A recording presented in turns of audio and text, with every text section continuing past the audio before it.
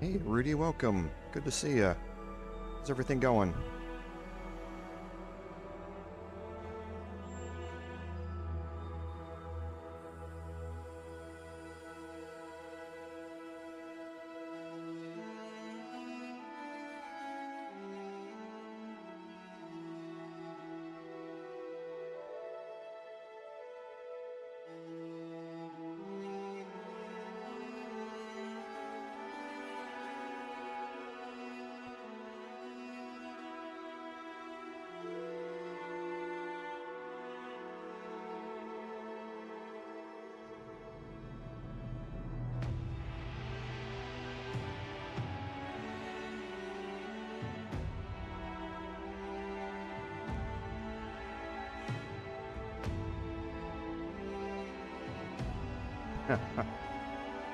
Yeah, for us, summer arrived a while ago.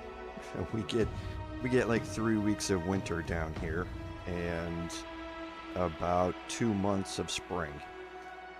Then we get about 2 months of fall down at the end, and in between is like 8 months of summer. so, so yeah, it's hit here pretty good. We're stacking up the heat and the humidity already, so. But we do get good days occasionally. It's kind of sprinkling right now with rain. Temperature's decent, but glad to see that you're getting some good weather though.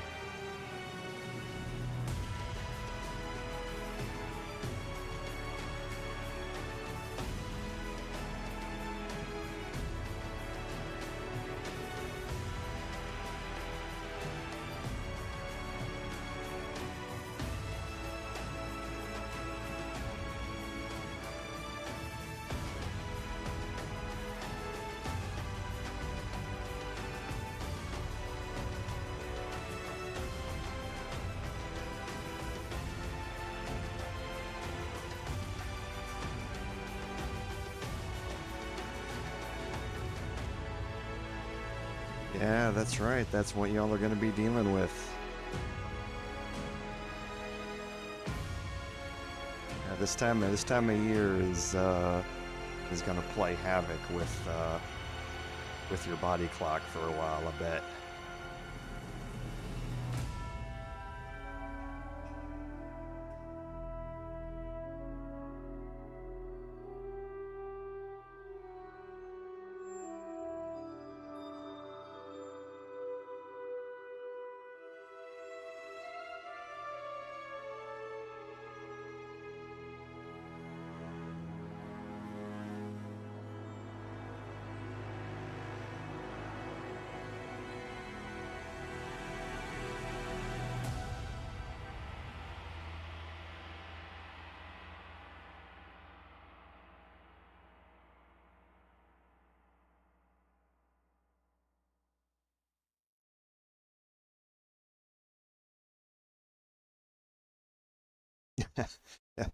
I know some people who would disagree with you there, Rudy, but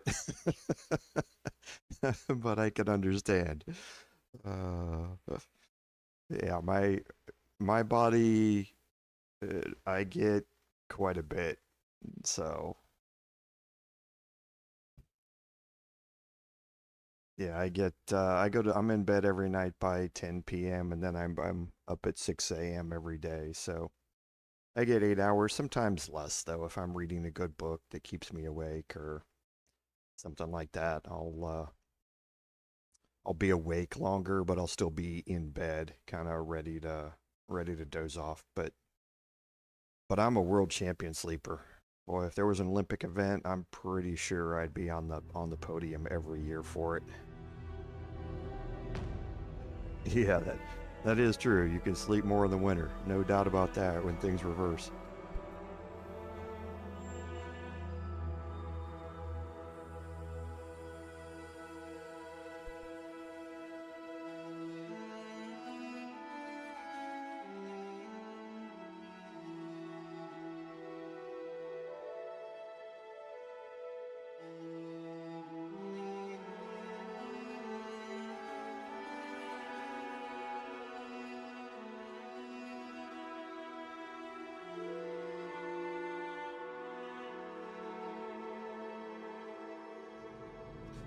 Yeah, it was a bit of an adjustment for me, but now that I'm in it, I'm awake at 6 a.m. even on the weekends. I may not get out of bed, but like today and yesterday, I was up at 6. I'll just kind of hang out in bed and catch up on the news and that sort of stuff for a while before I get up.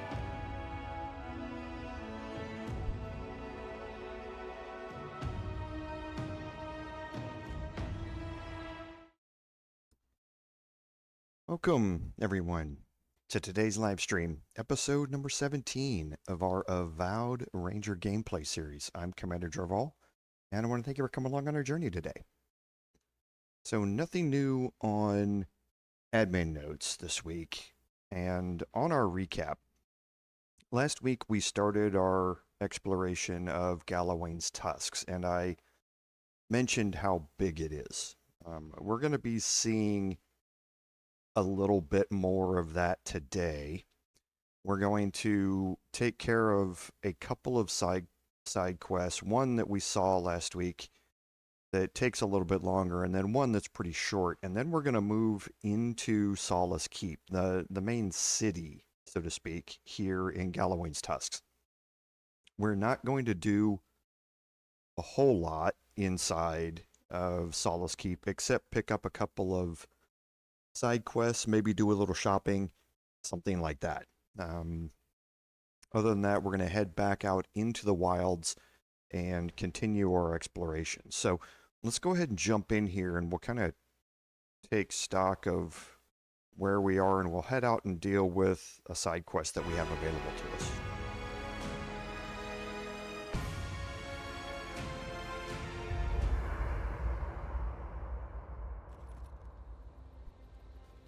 Okay, so here we are at camp. Let's take a look at our food, because we are definitely going to be needing food here. So we have plenty of basted beast. We have plenty of grog. Plenty of ivory spinner. And let's go see if we can craft some more black broth. That's definitely going to be needed for us. And then what about charming libations? We have plenty. Good.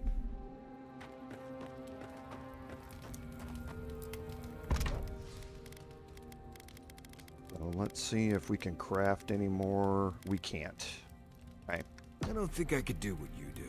Too many unknowns. So, actually, do we have any raw meats? We do not.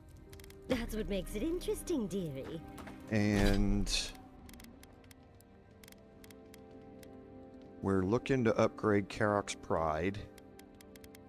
One last trick is already updated. We're gonna need to get this done. So let's see, where are we on our crafting materials? I don't think we have any. We don't. So things might be a little harder than normal here. On my personal playthrough, and where are we on? Okay, so we're fully maxed out here, which is good. So in my personal playthrough, I maxed out Karok's Pride and Magic Missile instead of one last trick. And that allows me to do something that I'm not going to be able to do here. But I think we'll still be okay. But you can't. It's just going to take me a little bit more work. So let's take Fair Play, and we're going to stash this. We don't need it. You get bit by a root viper, I have an antidote. And those ruins, let's head out. Anything could happen.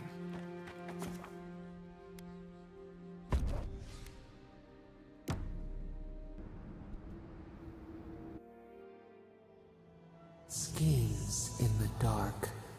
The mountains shift in unknowable shapes. The sulfur scalds. We do not like to linger in this place. The rule of the wilds. What will they do to gain such victory? Beast of treachery smells you. It stalks you across the land. A sword for a settlement, the scorpion promises to protect. Rose today, thorn tomorrow.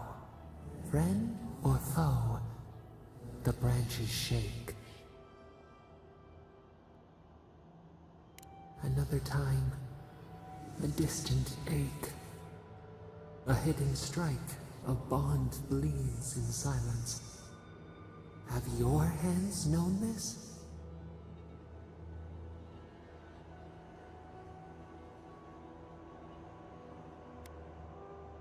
A bulwark unshaken. Why?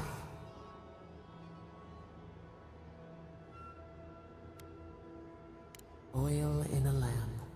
It burns to sustain itself. The storm blows, others falter. What good is a vow if it can break? Trust. We have learned much. Dream of dandelions with 2 heads. Okay, and all of these conversations are kind of changing how Sappadal thinks about the world around her now. So just keep that in mind. So here we are. We can see some stuff to do up here, but we're not going to be going that way. We're going to make our way back up here to the Twinedwood so that we can come back around here to Amalia's camp. Actually, I'm not going to go to there. I'm going to just head up here to the South Beacon. I'll make my way north from here. Do a little exploration on the way.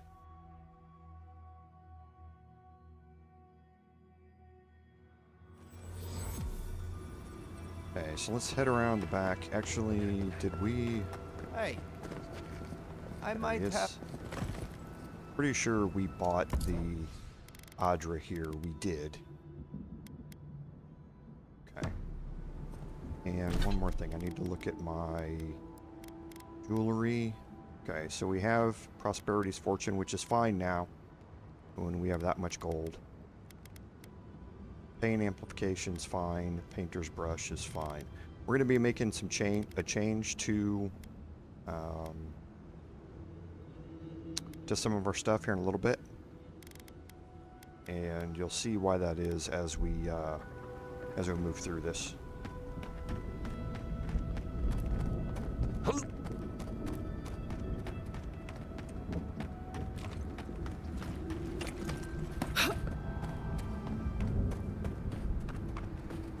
Okay, so we're going to work our way north, and as we go through this, we're going to just kind of open up the map a little bit before we get up here to Amalia's.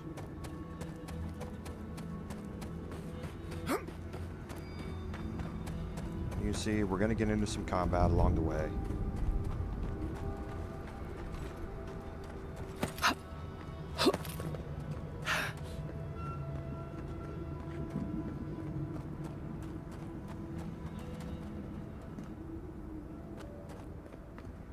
I think I can get up from this side.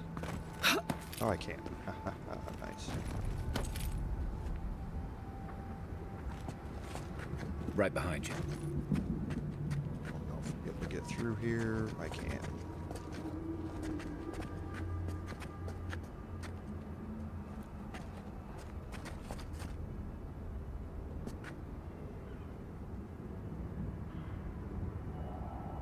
Okay. Let's go ahead and get this kicked off here. Right in the blind spot.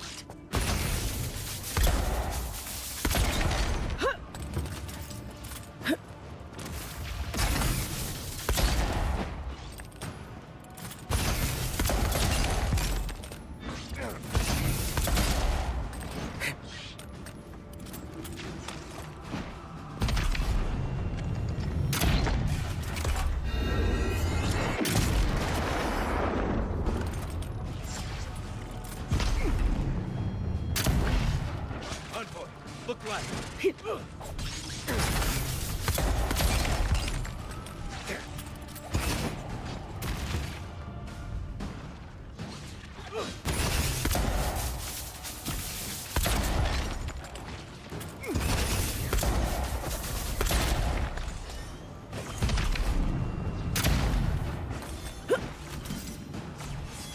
late.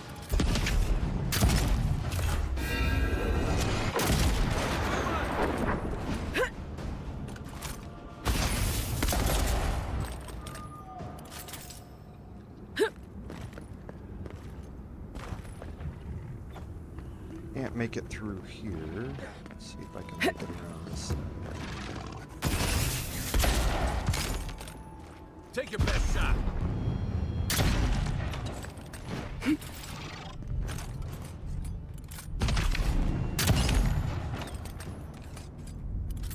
Thought there was a third. That it? I don't know, Marius. I thought there was one more. But maybe there's not.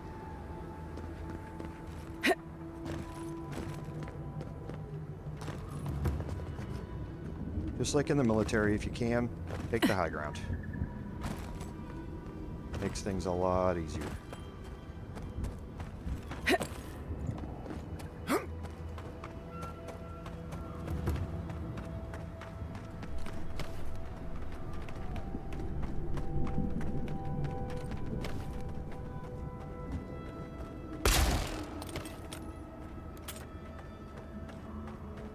So we'll do a little searching here.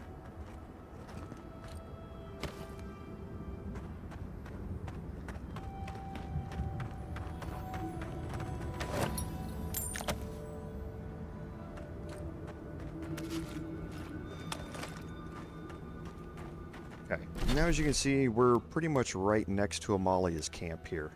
There's a couple of different ways into Amalia's camp. It doesn't really matter which way you go. We're going to approach from the quote-unquote front here because we have to have a conversation with Amalia herself.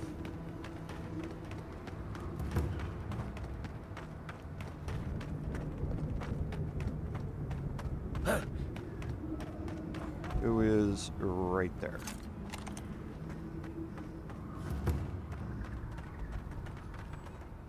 Who goes there? Wait. Marius. If the dead don't walk. I lost that bet then. So you did find a way out. Amalia, always a pleasure. Yeah, I found a way out, but here I am, right back here again. You don't know how much that twists the knife. Here you are, back after your escape, while we're literally dying to get out. And you've brought in a dear friend. Who are you? Parley. Radut. First he refuses to let us leave the tusks, and now he sends you. I won't talk. Not with you. I don't trust your lot, Adirin. Don't think I'm not wise to you and yours. Go fuck yourself, that's what I'm talking about. I'll tell you the same thing I told Radut.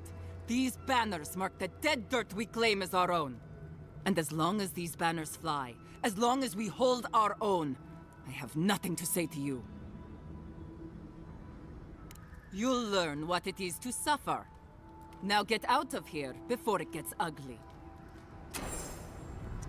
Okay, and this is going to start the Warden's warding quest. Now, to acquire the banners, you can do it in a couple of different ways. The easiest, obviously, is just to go in shooting. That is not necessarily the best way to do it, and we're going to try our best to do things differently. Nice job. Wait for this next one to come around here. Let's go. Okay.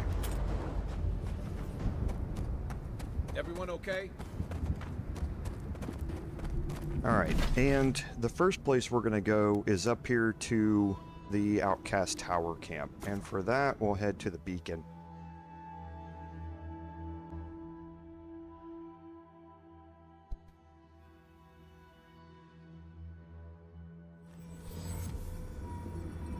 Okay, and that's the tower there. Now there are wardens out front and on the lookout. Okay, We do not want to get anywhere near them. The goal here is very similar to what our goal was when infiltrating the Delimgan Queens area. We want to get in here, get what we want, and get out without killing anybody. Like a shit.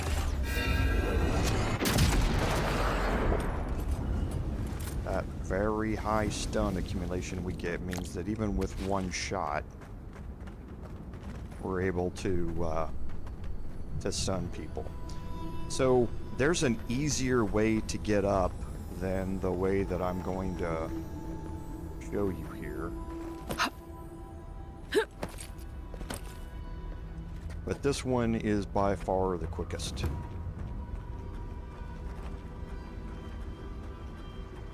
So I'm going to make my way around the back over here. There's a trap. Looks like another way into the camp. In case you And we don't make our feel way like over getting here. us all This is the killed. way that the game expects you to come up.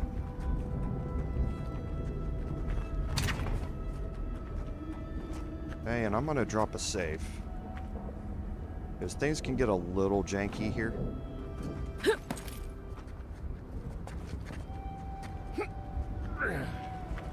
And we need to head up.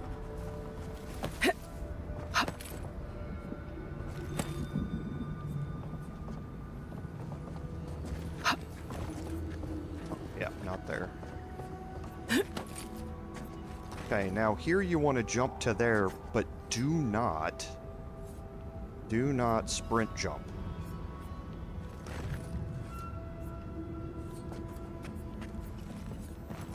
If you sprint jump, you will come out of hiding, and they will instantly detect you down below.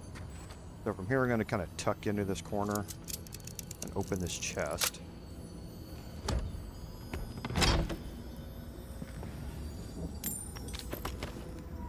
And go back into hiding. Quiet, Nimdude.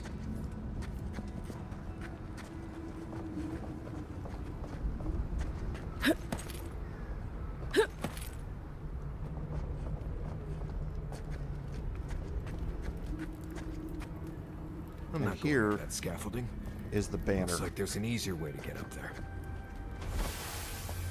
Okay.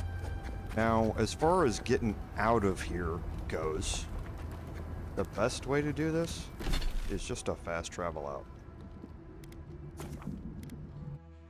We're going to come back here and finish searching this place once we complete the quest. Once you complete the quest, the Wardens abandon the tower camp and the cave camp, and you can go explore them all you want. Getting out of there is much harder than getting in was.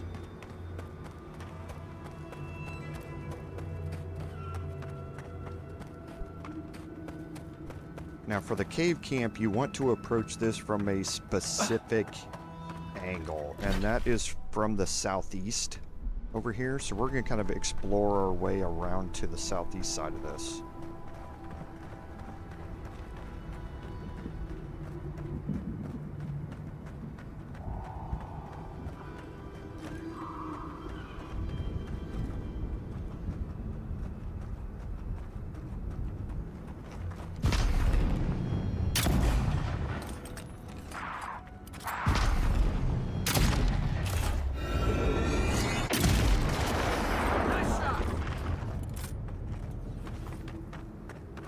Good fight.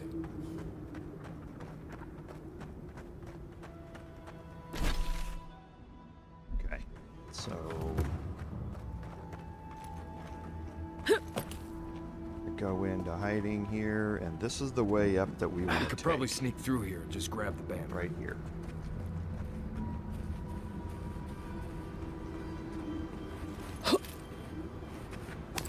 And again, I'm going to drop a save.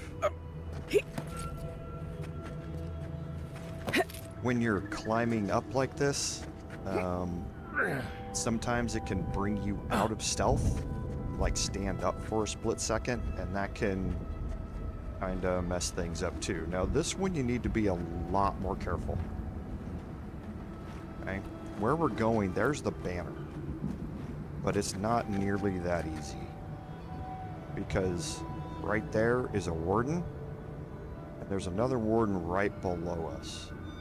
And when that warden turns around, you see, they will be able to see you. Okay, so what you want to do is kind of sneak your way down into the back of that platform.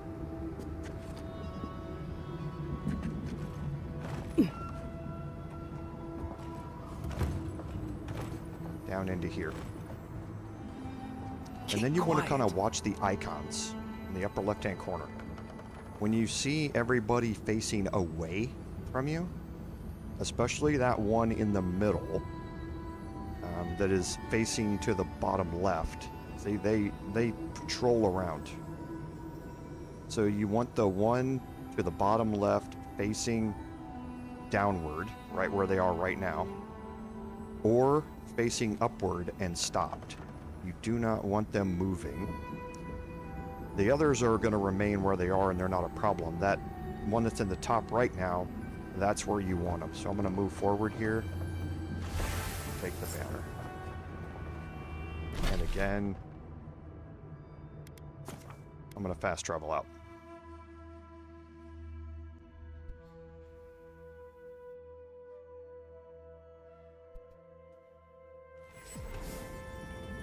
Okay, so now we can make our way back to Amalia. And remember what she said. She said that as long as the banners stood and they were holding their own and they were going to be defiant. Well, I've just proven to her that they're not really... Their banners are no longer standing. They are no longer holding their own if I can just walk in and pick these things up. So let's see what she has to say.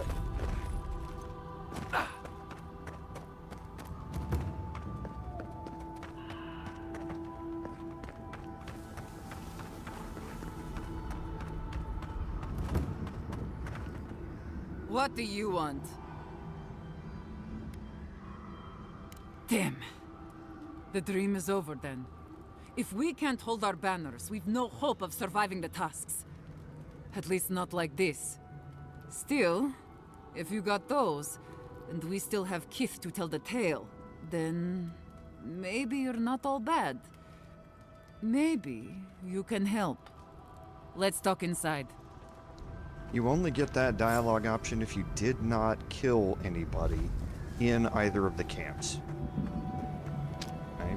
So that's why we did it the way we did, is so that we would get kind of the best outcome option here for what we're going to deal with. So we're going to move around here a little bit, pick up a few items.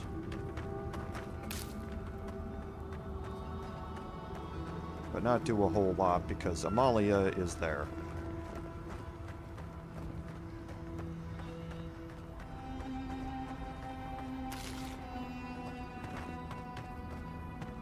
Go see if there's anything else. There's a healing potion. Yep.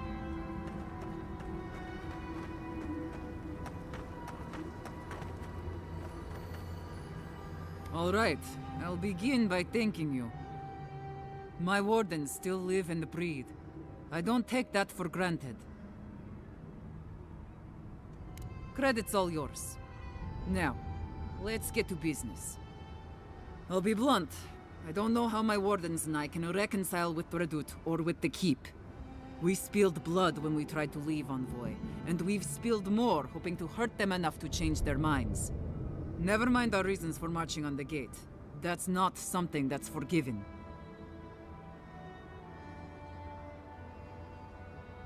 Murder is a pretty thorny fucking thicket, Envoy. I don't see how this resolves well. They'll never let us leave. Even if they forgive us, the evils that drove my Wardens to the gates won't go away. I don't see how we're not fucked. There's no food. The land itself is hostile, making life in the tower unbearable. Maybe it'd be easier if we had trade, but the Council refuses that. And even if they allowed it, our existence in the Keep is against our nature as Pargrunen. We're meant to roam. Nandru's oath forbids that, though. We're only born to die here as we watch over the garden. No one escapes. Not anymore, anyway. There were expeditions out, in the past. My father led one before I was born. Died on a hill I'll never see. Okay, now you're gonna have... Don't worry about the intellect choices here. You don't need them. So you have 3 different things here.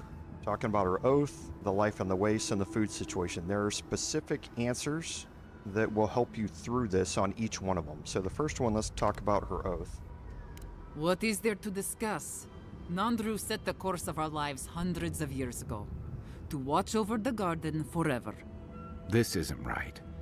Never mind that our nature screams for us to roam. We're supposed to stay put and waste away for the sake of a garden we'll never know. Now here for the oath, it doesn't matter which one of these you pick. The fate of these lands, huh? Maybe there's more to it than we knew. Okay, so now let's talk about life on the wastes. You've walked the wastes. You know what we have to deal with between the beetles and Zaribs. Okay, now here, you need to choose this one. She looks out for her people, and you want to reinforce that to her. No. Not at the end of the day. I don't believe we do. And now the food. There is no food. We're fucking starving to death. The tusks don't give us much to eat now except for beetle, and I'm not convinced anyone can survive on that alone. Okay, and here is where, again, reinforce her position that she has a way to lobby the keep for something. That's a point. They might not have a choice soon enough. There could be a chance for us then. All right, I'll take all of this to my wardens. I think it'll be enough to give them some hope.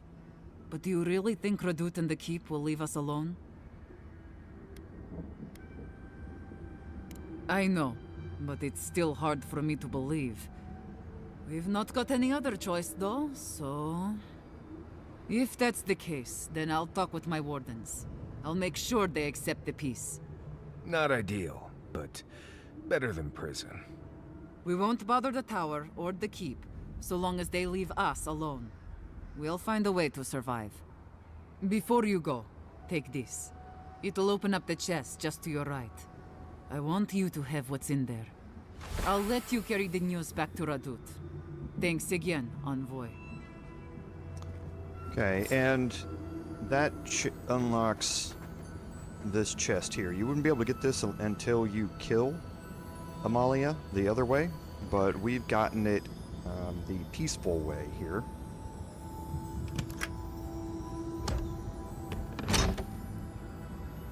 And this is going to grant us the Berserker Scale. Now, Berserker Scale is really good for what we're doing. So the Gambison of the Grand Empire is giving us 15% reload speed. The damage reduction is nice, but it's not really a thing that we're focused on. It's the reload speed. The Berserker Scale, however, Blood Rage is very situational, but it's a massive bonus. Plus 25% damage and plus 50% critical hit damage while below 30% maximum health.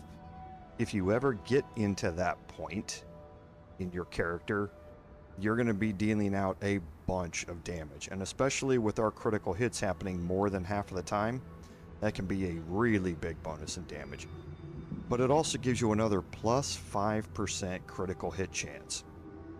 So if we take a look at this and now look at our character, we're now at almost a 70% base critical hit chance, plus an additional 3% chance on each of the weapons that we have right now. So we're almost a 75% chance to critical hit. Then we've got a 90% damage bonus on top of that. Now if you take that where we're down below 30% health, we're now at 140% critical hit damage bonus whenever we crit 75% of the time. Now we throw that in with the black broth, which gives us another plus 5% critical hit chance. We're now at almost 80% critical hit chance and another 50% critical hit damage. And now we're at almost 200% critical hit damage whenever we're below 30% health. So the Berserker scale is really good. We are sacrificing that 15% reload speed. I'm going to switch over to this. Not guaranteed that it's going to stay that way, but we're going to swap over to it. Okay. So I'm also... No, I'll leave these out here, just for now. I'm probably going to get rid of the Waybinder robes just because... not get rid of them, but stash them. Just because between these two, these are the two that I'm going to be swapping back and forth between. Okay, and there's an exceptional mace. Now let's take a look around the camp here.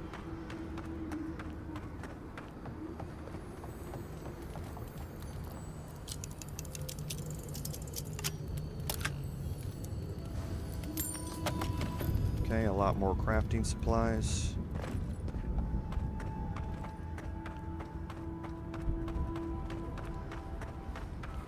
And now we can head back to the South Beacon to complete this quest.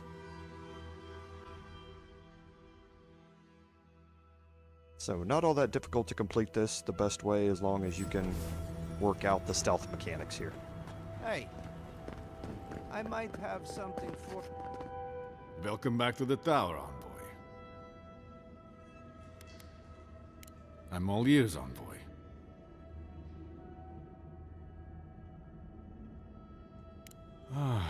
Thank the gods, and thank you, envoy. I will honor the agreement. As long as they remain peaceful, we'll try to get along. Thank you, envoy. You don't know what a relief this is.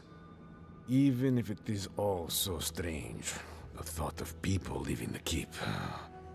I have to wonder what is going to happen next. The world seems to be changing. Okay, now we picked up Ashfall's legacy ring. I guess it's better.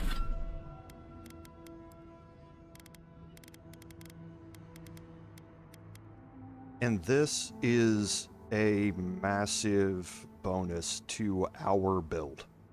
Plus 10% attack damage just straight up. And plus 20% critical hit damage with pistols and arquebuses. Okay. So now between our two rings, the Ring of Pain Amplification and Ashfall's Legacy, this is 20% critical hit damage. This is 15% critical damage. So it's a straight upgrade for us on our rings. So actually there, and Prosperity's Fortune. Okay. Now we could take our critical hit chance down and add in more critical hit damage and experiment with that. But right now, this is the way that I'm going. Better than bloodshed. So we did get a level up as well. So our abilities, I think we have maxed out all the ones that we want to max out. So I'm gonna look around and see what else I might want here. The Shadowing Beyond is nice.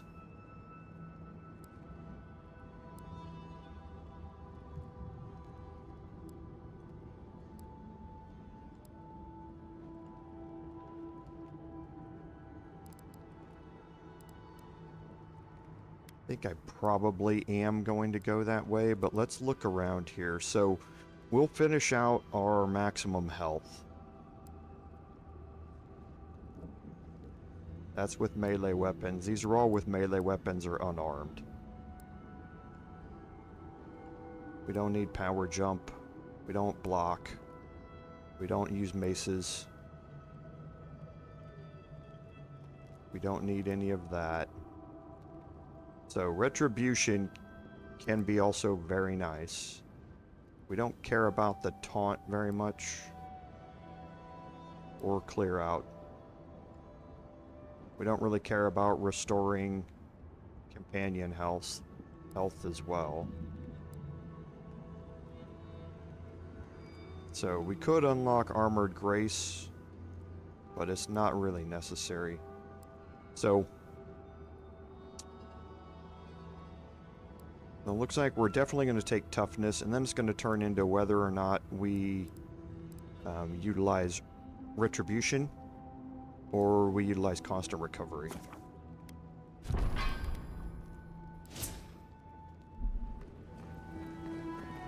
Hey.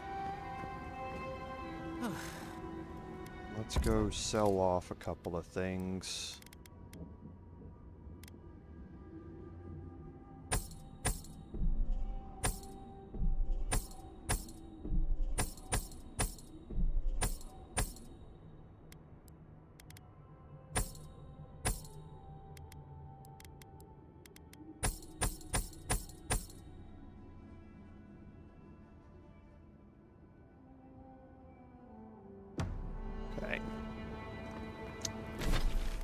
So now we're going to head back up to the Outcast Tower camp, because there's some exploration we want to do up here.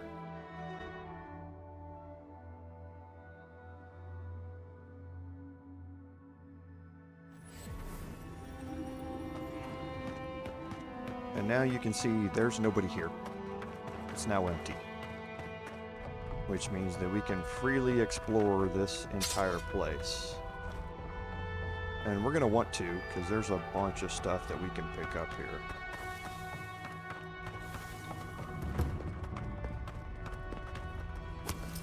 And see, here's the other way in. Okay. Is up the ladder and around this way. To get in the back where we were previously. Okay, here's this trap here, and then around the back where we were previously. It's just, it takes longer to get there, and there's more chances of a problem with stealth and being seen going that way. So I tend to come up the way that I did. It's not intended that you come up that way, because you could see how the rocks didn't really lend themselves to coming up that way, but it works.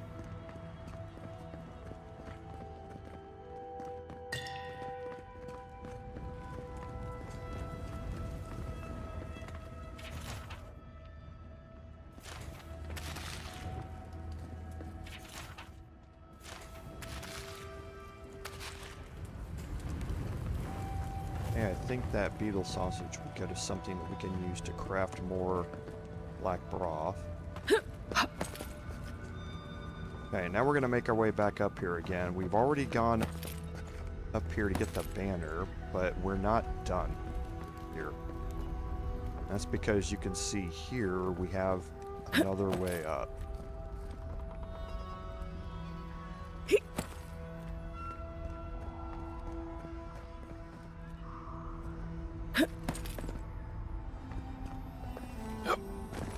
And there's a unique chest up there. And here we have the Berserker gloves. So the Berserker gloves are the melee addition to this armor set. Plus 10% ability cast speed, which for your Berserker warriors being able to use your whirlwind and that sort of stuff, 10% faster is really good. But then plus 15% power attack damage with melee weapons, which again for your melee builds is just huge. It's a massive boost for you. And I want to make sure, because up to this point you've probably been using Scald's gauntlets, the plus 15% attack damage, and going up to plus 15% power attack damage with all melee weapons kind of removes some of the limitations that go along with the weapon types you can use with Scalds. So yeah, we're still good here. Yeah. Okay, now here, we're just gonna take the beacon down.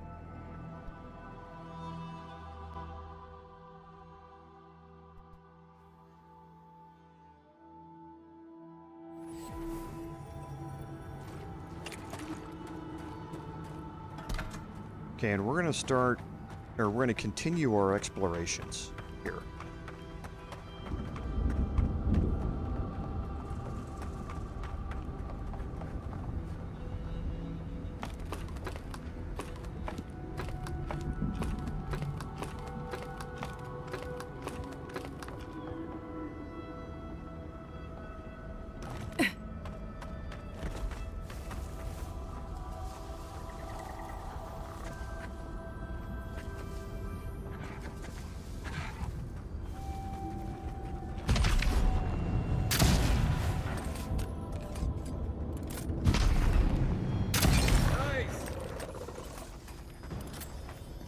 Solo enemies do not have a chance against us. It's just that simple.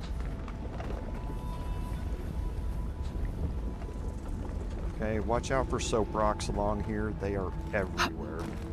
And you would just randomly slide off into the lava and you're dead.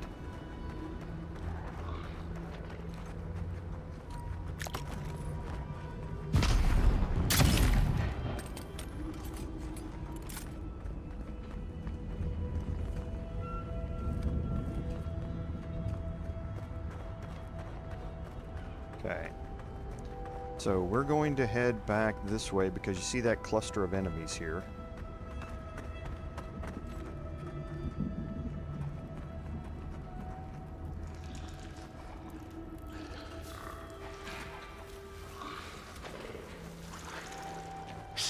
Okay, so we got a war chief, a caller, stalker, screamer. There's the priest.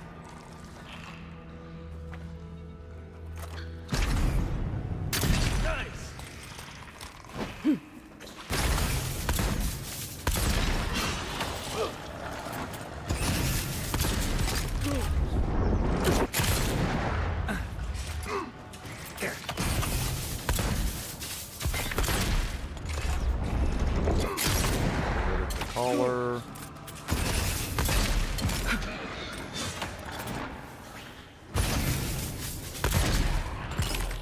Okay.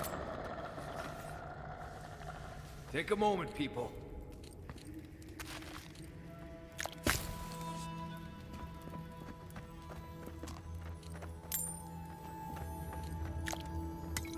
And now you can see what we're getting with our pistols.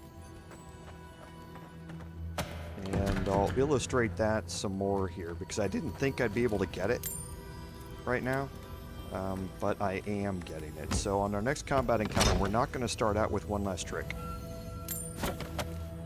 We're going to start out with both of our pistols. Now remember, our pistols, the one on the left, that takes a bit for the projectile to get there. Okay, so let's just kind of, you can see that projectile has a speed to it, whereas this is hit scan. It will hit a target immediately. So you can kind of plan this out by using my offhand pistol as a fire and forget weapon because it will seek targets, right? But the disadvantage to that is that both of these weapons together hitting the same target will instantly drop that target into full stun. So that means that I'm going to immediately be able to follow it up with a stun power attack. And we're going to see that here during this encounter. Okay. Now this is one of our bounty targets here. There's a bear there. Now this bear is not alone. Don't make that mistake. So I'm gonna try and move around the outside here kind of explore a little bit. And I can't remember, honestly, if there's a way up there or not.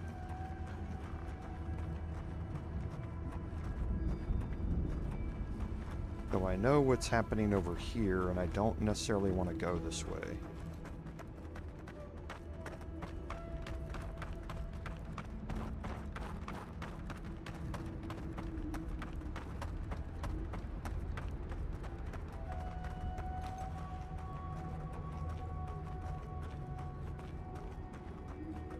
I want to see if there's a way to get up there. I just don't know if there is or not. I didn't try this in my personal playthrough.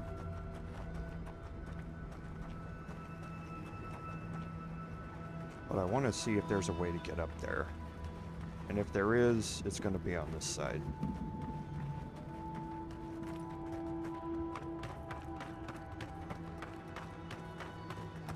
Okay, so I remember this part, but I don't think this gets up. Yeah, it doesn't go in there. But the question is, can I make a jump over to there? Okay. I didn't there. Ooh, almost died. Okay, we're going to keep that in mind.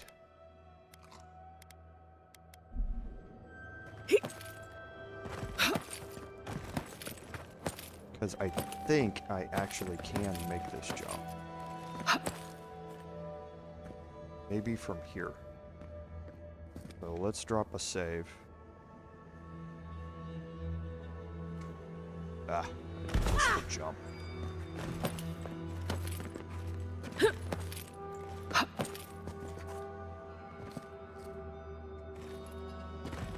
Okay, so I can make it up here. Let's see if I can make it over above him.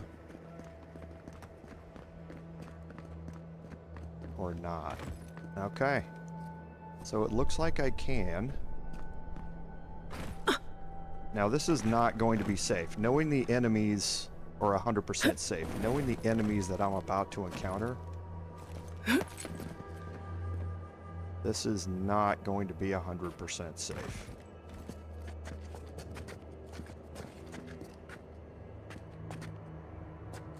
And I would like to actually be down there instead. Right behind you. Let's see if I can make it. Yeah, I can. Alright, this allows me more movement. More side-to-side movement up here, and more freedom of where I can go, because this is a lot flatter. These are annoying because they actually have hitboxes.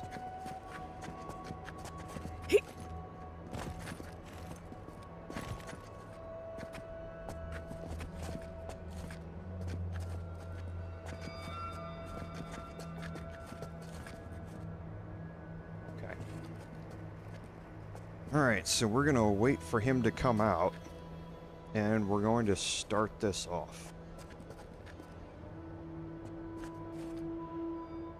He will move out, so you can see him. When I do, I'll drop a quick save, and I'm going to start this off with both of these weapons, not with one last trick.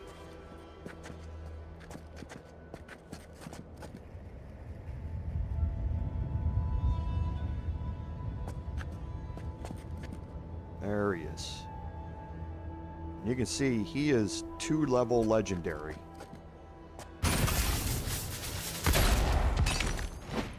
Here we go. See how much stun I'm doing?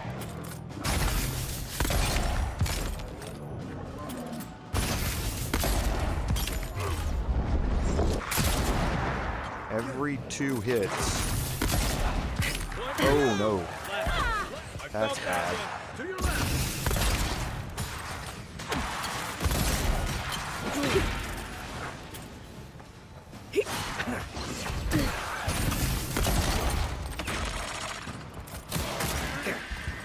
Okay. So let's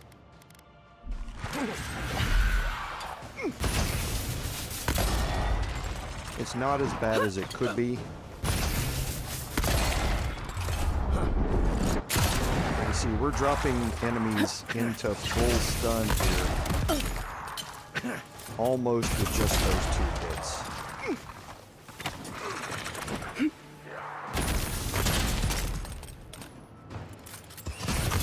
And with Basted Beast, we would definitely be dropping them into full stun with every time.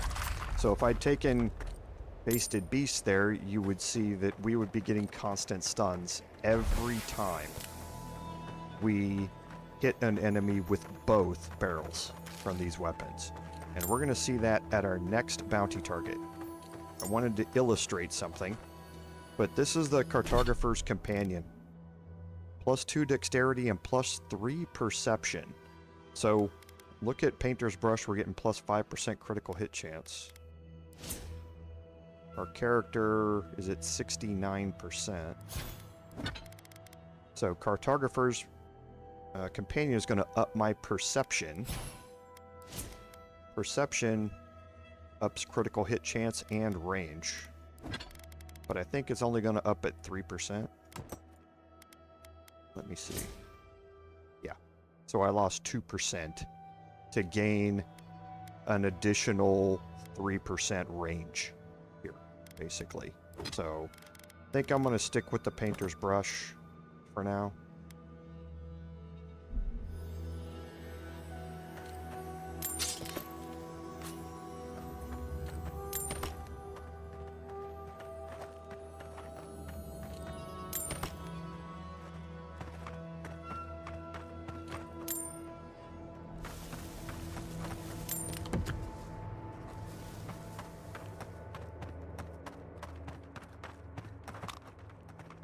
Okay, now you can see that above us we have a totem piece.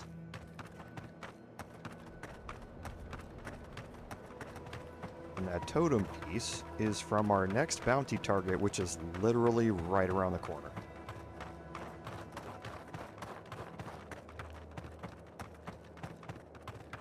And for this one, we are definitely going to take a Basted Beast. This is going to get hairy. Or I mean a black broth. This is going to get hairy. There's no other way around it. There is a safe spot where you can attack them from, but the game has been coded. The developers obviously found it because the game has been coded so that the enemies will run away and hide from you. You can get rid of some ranged enemies by doing it that way, but you really need to focus on the 2 big enemies here. And we're going to try and sneak up a little bit just to kind of show you what we're dealing with. There you go. There they both are. So there are two large enemies up here. 2 giants, and you can see they are full 3-level legendaries. Okay. They work together to a certain extent, but we're going to try and split them up by having our companions attack one, and we're going to focus the other. As soon as they start taking damage, they will start summoning everybody. And this whole place is going to get really busy. So let's go ahead and get a Basted Beast, a Grog. You're going to need this for poison accumulation.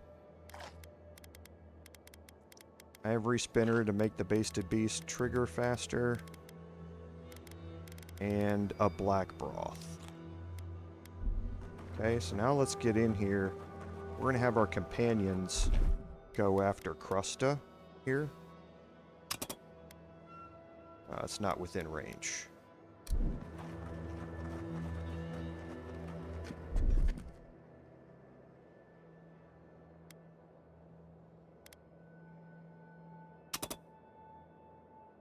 Okay, still not within range. Okay, here we go. So we'll reverse the targets then. Come and get me! That weapon's not gonna cut it. And you can see I put him in full stun immediately. And again. And again.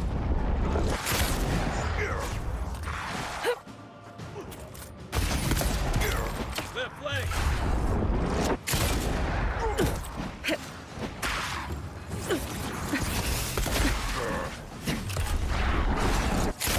Where's the stupid healer?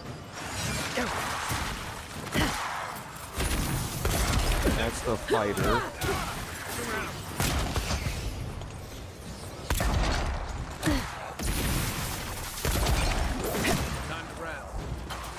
Okay, so things are getting a little sporty. I forgot he was going to summon that healer.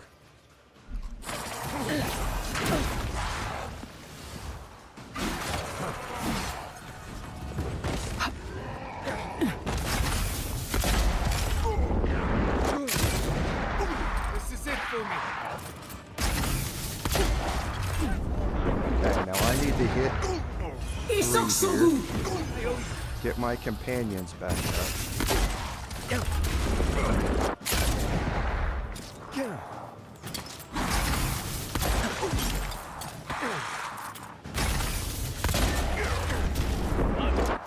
Okay, so crust is down. Let's start working on some of these guys here.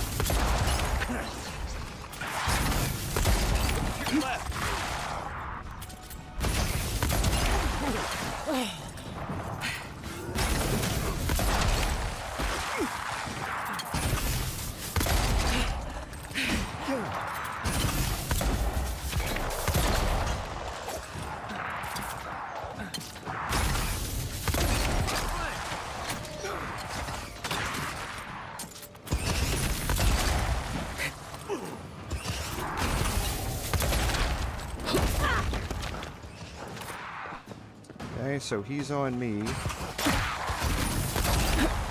Next one's mine. You're out.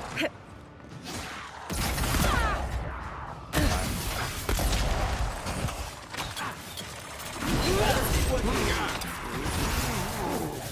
On my last legs. Coming from your right. Help.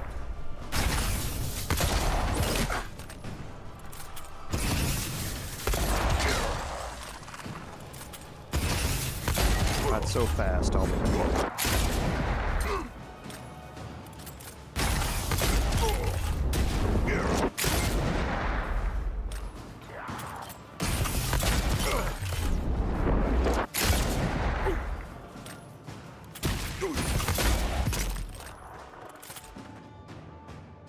All right then.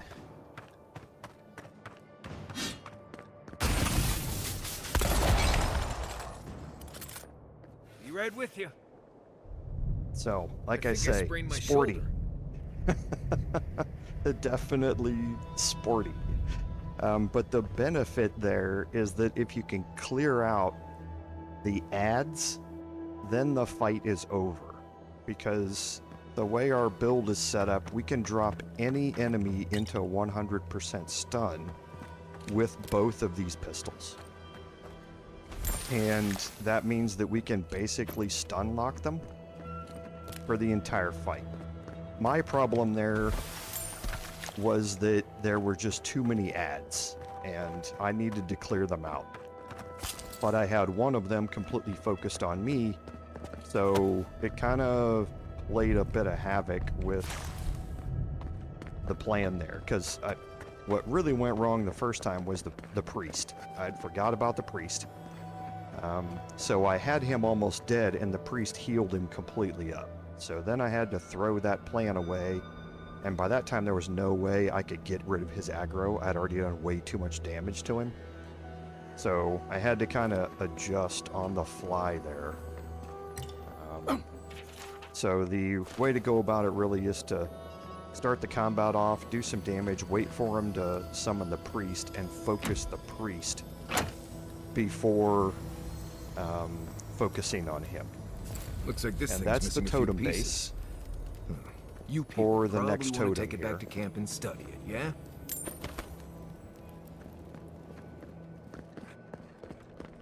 And now we have this area here.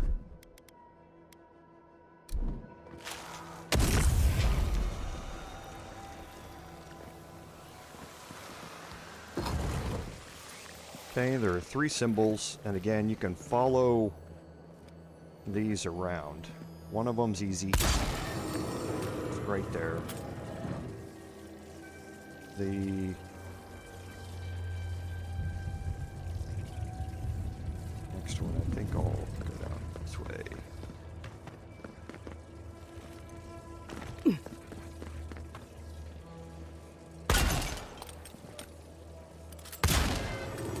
Is there. And this one, third one, I think is up. Here.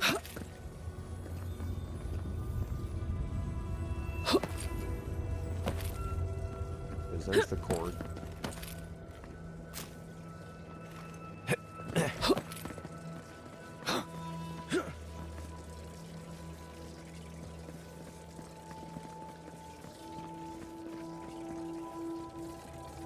And it's in there. Oh, there it is.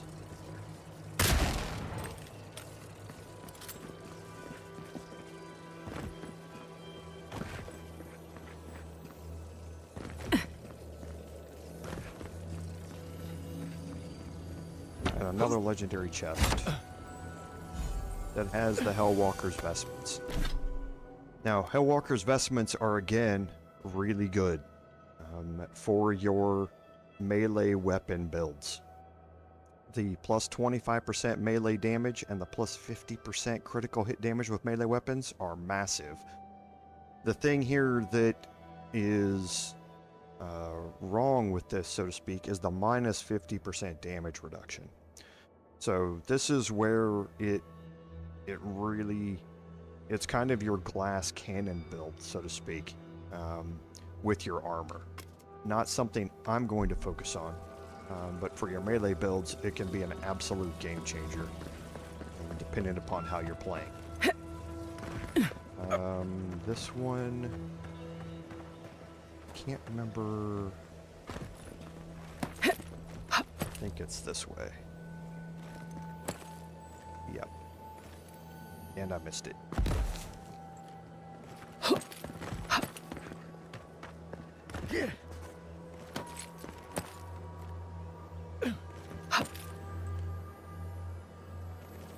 Ah, hit that lip.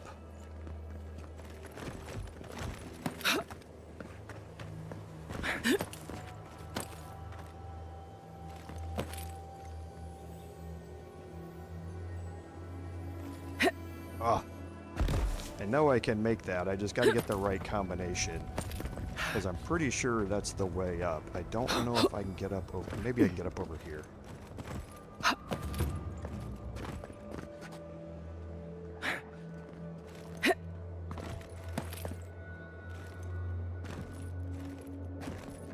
Maybe not. Because I'm pretty sure that's the way up.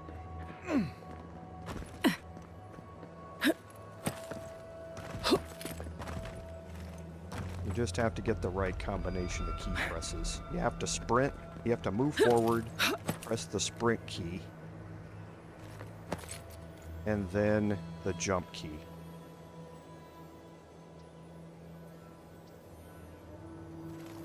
Yeah, and I hit the lip there again. I'm not going to worry about it.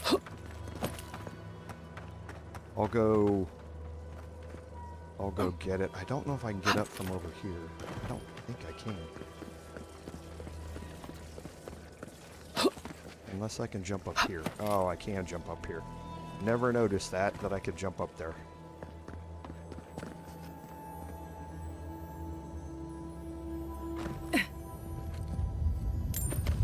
Okay, much easier. You can make that jump though, because that's how I did it in my personal playthrough. But yeah, much easier if you can come up this way. I just didn't realize that I could jump up there.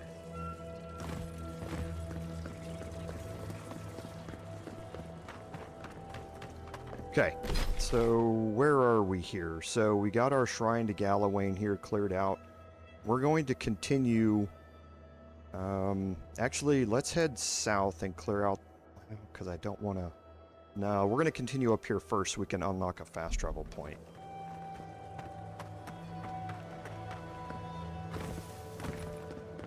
Okay, so we're going to go through all of this now. And we're going to start this off the right way. And I don't mean that there's a wrong way, but you can see this whole thing is infested with Zarops all the way around. And there's a quest that goes along with it. And that quest starts on the north side.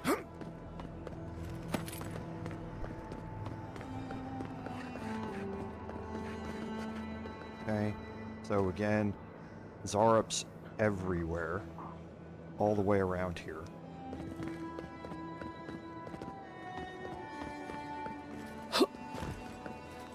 The quest giver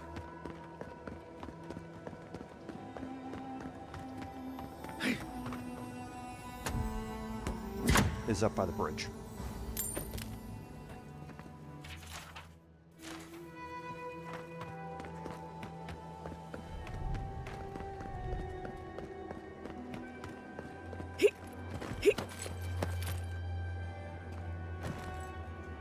Okay, and that should be all of Galawain's Grin.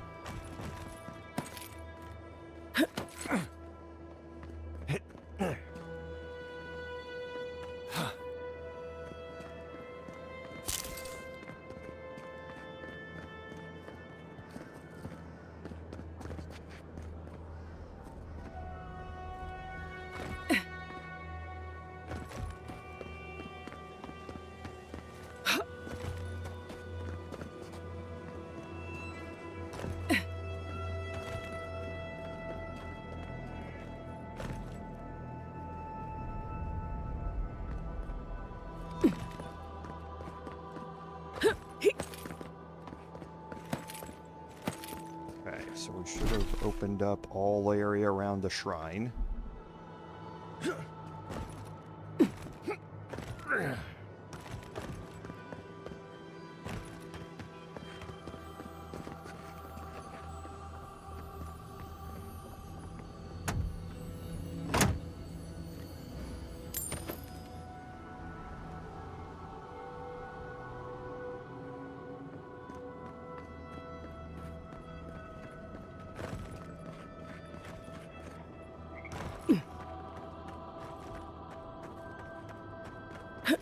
There's our quest giver icon. This would be a great spot. There's so many of them. What are you doing here? This place isn't safe. The homestead up ahead is all run by Zarops. Used to be it was occupied by Outcasts, but things happened. The region's getting more lethal. If you think the Solace Steppe was hell, it's nothing next to the primordial depths up north. The Zarops used to be more peaceful, but the recent tremors tore up the terrain so badly, they had to go south. They started turning it into one of their villages, even ripped up the crops planted by the Wardens. What a waste. There are some Balgrunin living in the wastelands out here, all without the aid of the Wardens. If someone got rid of the Zarops, they might be able to shelter here, maybe even grow some crops. It's up to you if you would like to help out with the Zarops, but I hope you do. Okay, so this could be a solution to their food problem. You know, one thing I've never thought about is if I do this quest before I do Amalia's quest, if I get a new dialogue option with her on the food topic. That's interesting. I didn't think about that. So we're going to move into Barras Bounty here. And we're definitely going to get rid of this priest first. Bye. This one's mine. One foot, on your right.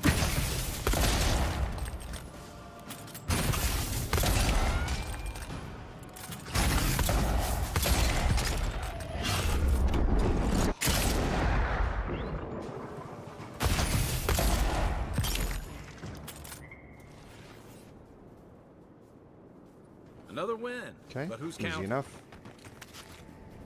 They could have traded with Thirdborn or Fior. Why struggle?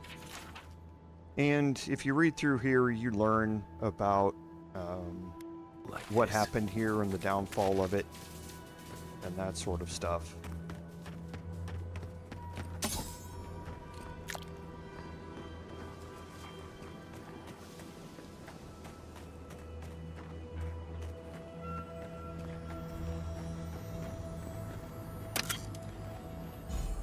So this has Corrupted Adra in it, which we'll see how many we have to be able to craft up.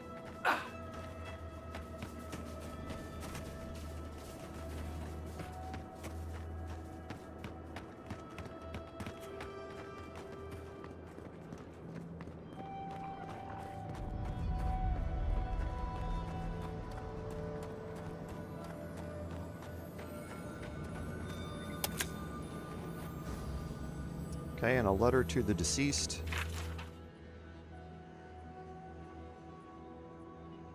Okay, so left specific instructions from our burial. I'll be at your side once more. If you look at the two stones, Alinka and Fane.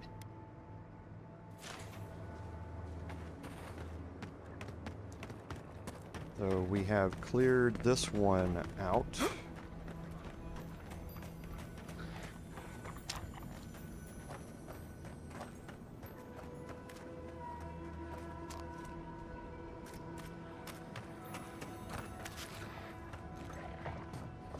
Now move to the next one. We'll get rid of the collar here first. One for you! Take Get it. rid of the priest next. Where are you going? I don't think so.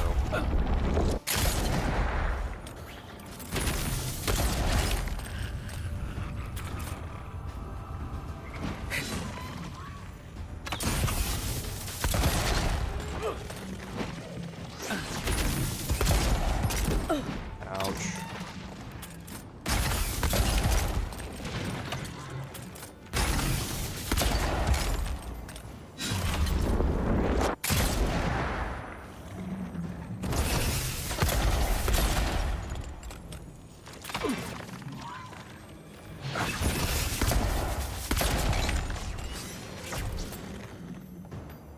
Okay. Glad that's over. And now you see I'm not bothering with my whole switching weapons thing. What my sequence is now going to be is start off with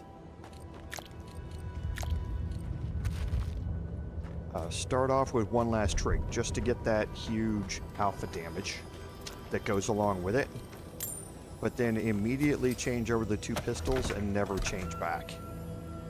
That's really the point here, is because the additional stun that I get is way too valuable.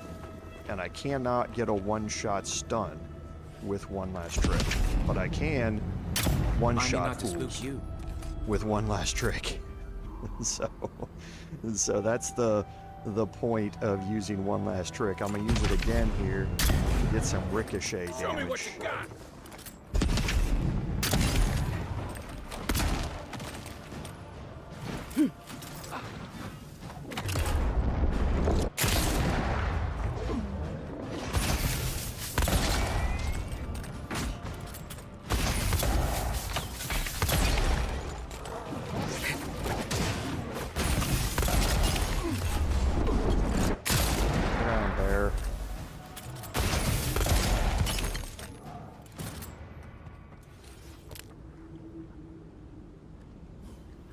Okay, so that's the new sequence.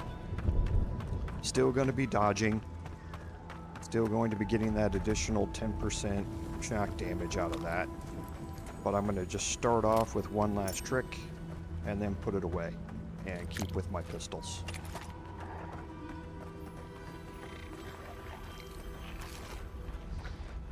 Okay, so we got one more to do here.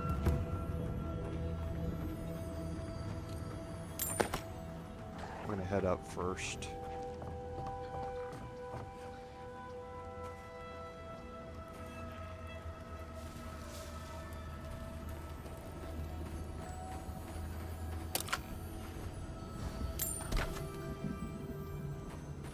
And here we have the bent farmhouse key. We're going to need this in a little bit.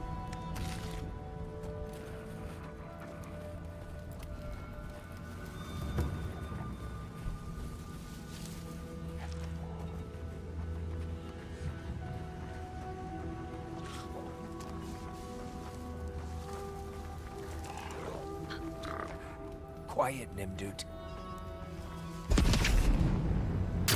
Eyes are on my side.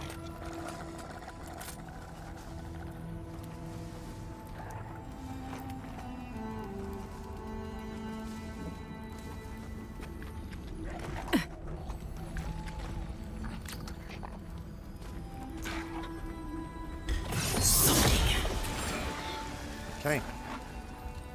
Easy enough.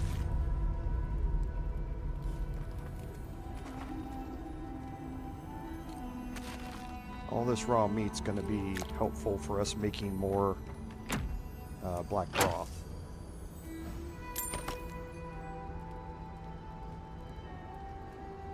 And the bent farmhouse key works right here.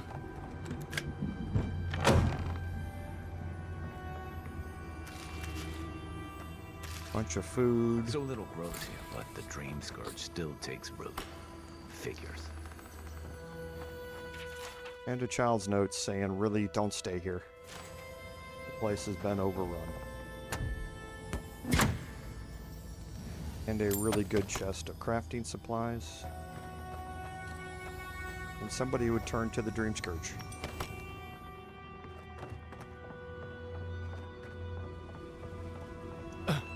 So now if you look at our map, you can see we've cleaned out this whole area all the way around. So let's just kind of go finish it off by looking out here toward the lava. Just open up the whole rest of the map as we make our way back to the scout.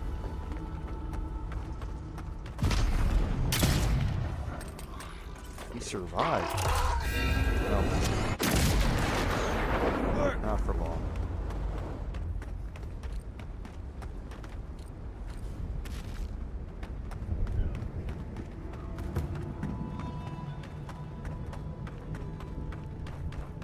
Okay, and this is the bridge that leads us over to Solace Keep. We're going to come back to this.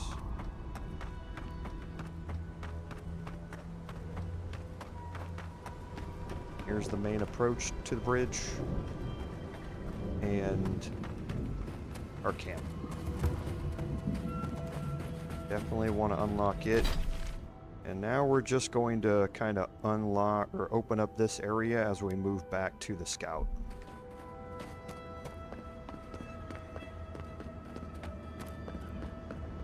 There are a couple of things that we want to do over here.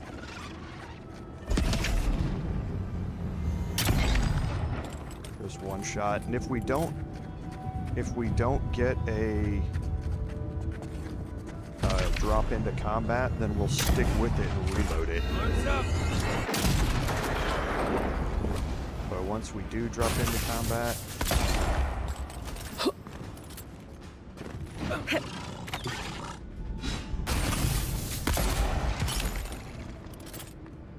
then we'll switch to our pistols.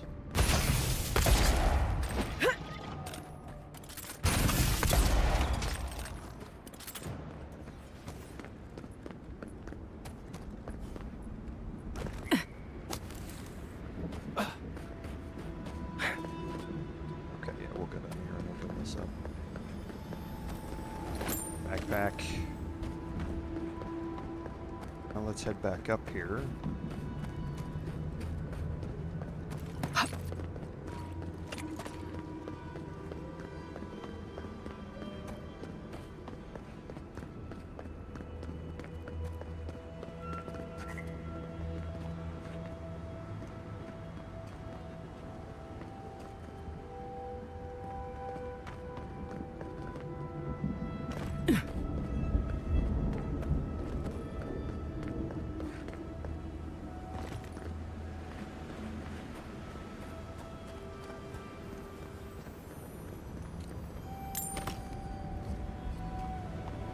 Okay.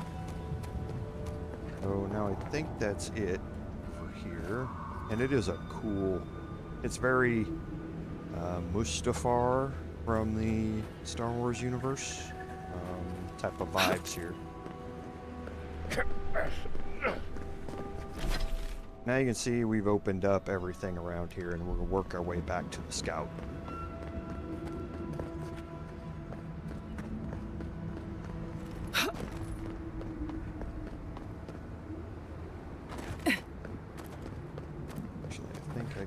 Get up here. Yeah.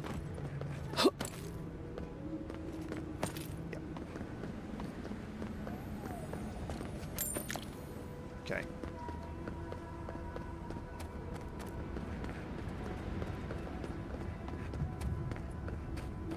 And I think that's all the exploration here, so we'll go over and talk to the scout. You dealt with these Arabs. I didn't have any doubts about whether you could, but still, your actions will save some lives, and the buildings will at least provide some shelter. Here, take this. Okay, all we're gonna get is some gold out of this, but you see what's happened?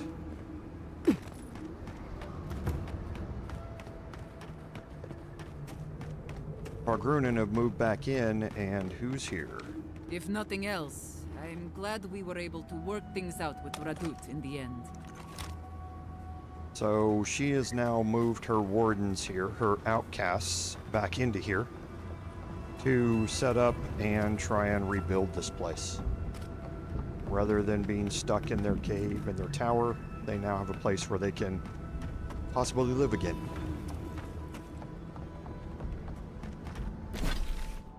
So we're going to head down to the Outcast Cave Camp and clear that out. And what we're not going to do is to continue to clear out most of this yet. Like I say, this map is huge. And we want to kind of move things forward a little bit and get some icons going on this map. So we're going to move down here toward the Outcast Cave. We're going to clear out a little bit of this. Then we're going to come back to the party camp, use it as our fast travel point, head across the bridge and into Solace Keep.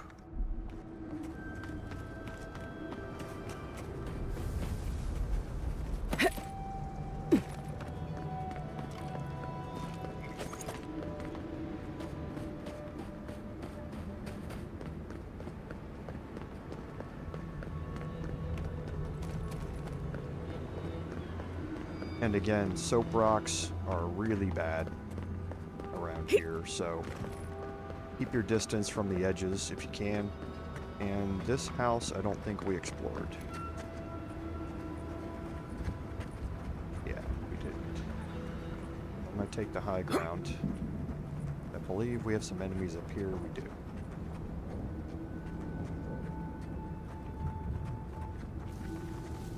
You take lead. Please tell me you're by yourself.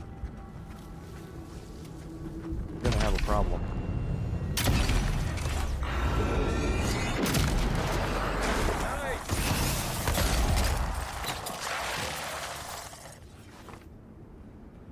Easy. That's all of them.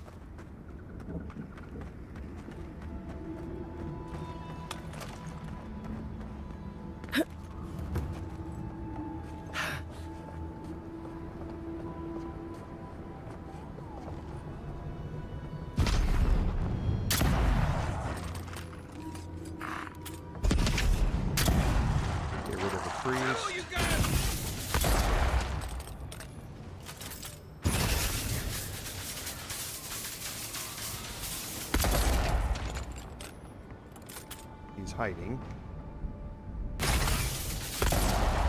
Not for long.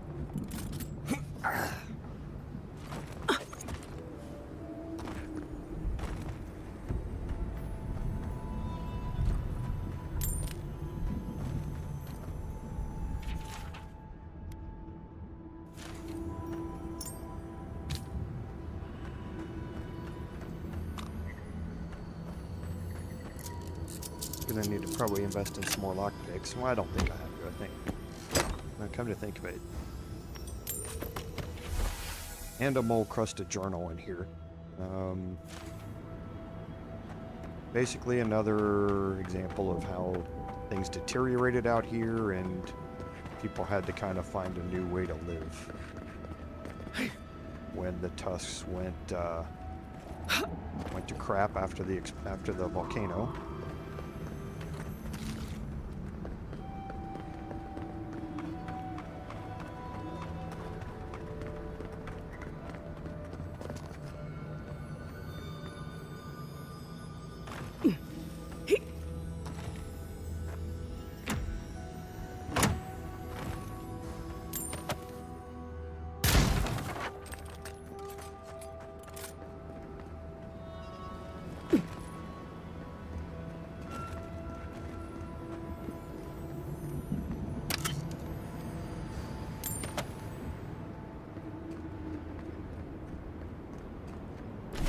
Alright, now we're kind of making our way into a spot that we don't want to really deal with yet.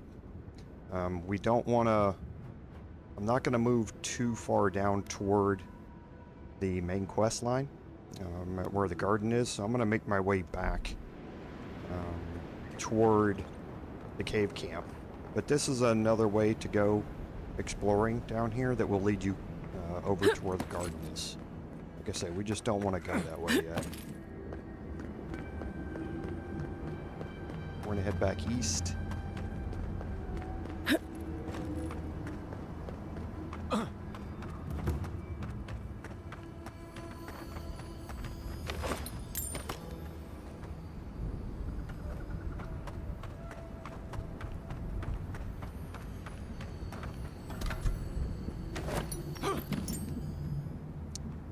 Okay, so what am I overloaded here? So we will break these down.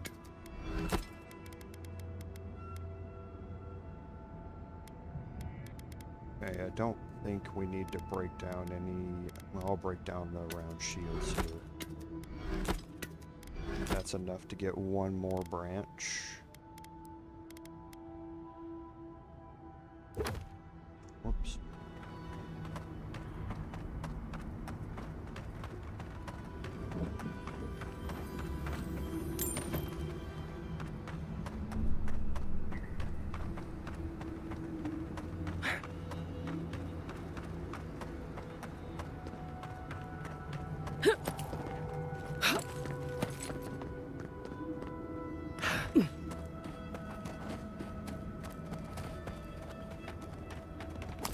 And now we're back at the cave camp. Someone's been here recently.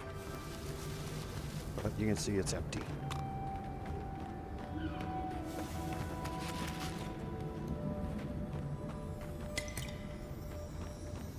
And we have a legendary chest.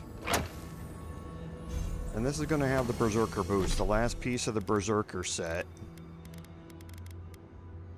Minus 10% incoming fire, frost, and shock damage, plus 100 stamina regeneration rate. So for your melee builds, the Berserker set is probably one of the best that you can have. You have to wait quite a bit to get it, but it is, especially for your one-handed builds, it is probably one of the best ones that you can have. If you dual wield single or single-handed melee weapons, the damage output here is stupid with that plus 15% power attack damage with both hands, kind of like I'm doing with my pistols. So this is where your one-handed builds really come into their own. Like I say, it's taking you a while to get here, but it's worth it. Overloaded again.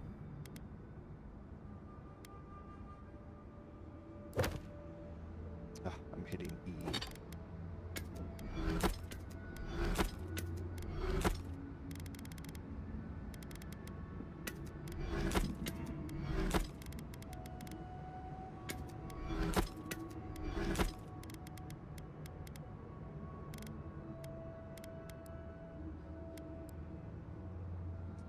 I think for now that's fine. Get back out of third person because I hate it.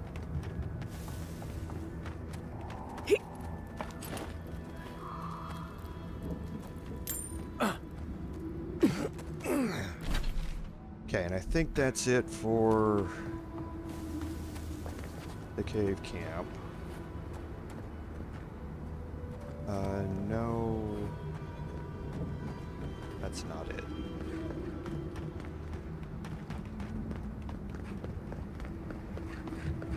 Can't remember how to get there though. Can I get there from over here? Yeah, I can.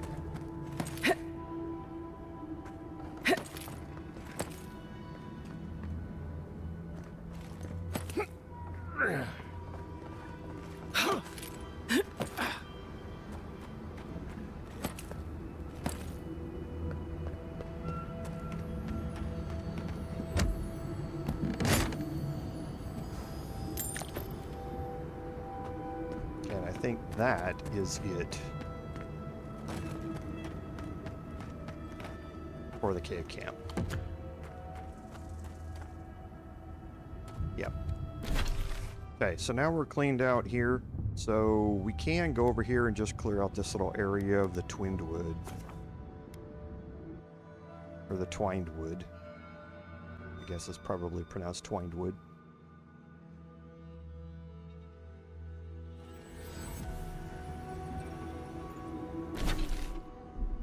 We're going this way. There's another Zara High Priest that we should be able to one-shot. Let's see if we can actually take the high ground here, though.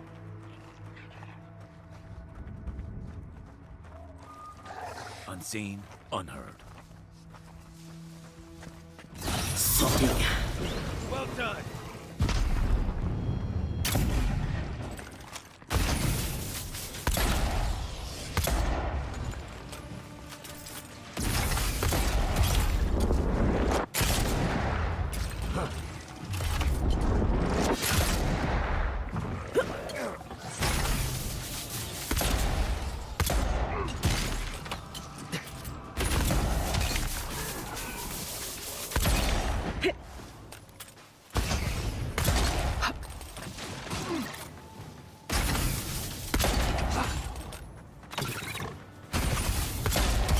That was pretty funny. There's my seeking tracker still trying to find something to hit. We make a good squad.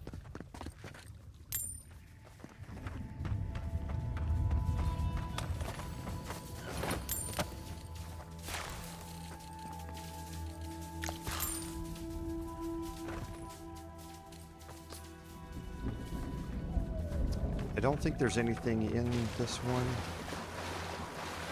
You kind of have to walk around in a couple of these because you cannot see the bottom here. So you can't see if the bottom's dropped out or not, if there's a hidden cave underneath it. There are a couple of these where you have to kind of walk around in until you fall down through into the cave.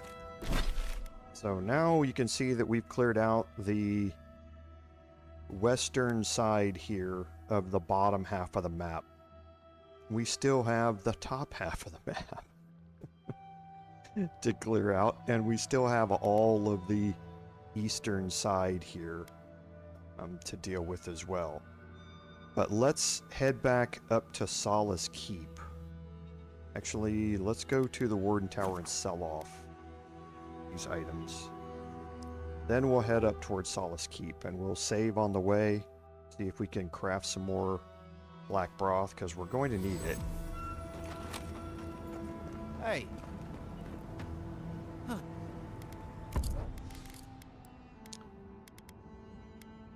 Okay, so the superb great hammer and dagger don't break down into anything that we want necessarily. So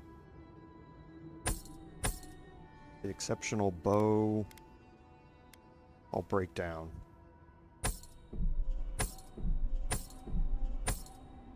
The exceptional round shield, I'll break down.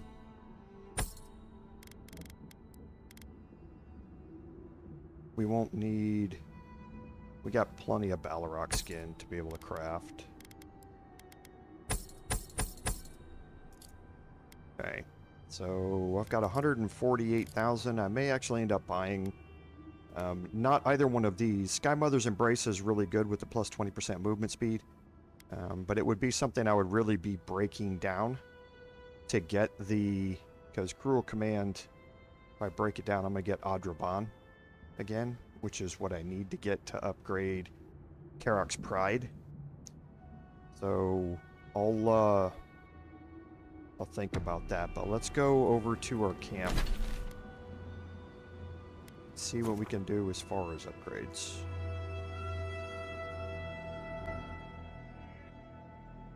See if we can upcraft anything to get any more Adraban right now. We will drop off our last totem base. And we have one fragment to put in it. Another frag? That gives us plus 2 might and plus constitution. You can see where this is going to be going. Minute. As far as the bonuses that it gets.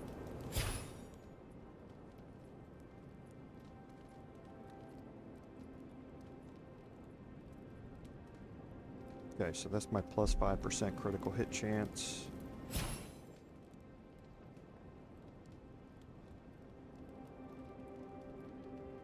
Okay, so I may end up activating Shimmer's Offering here.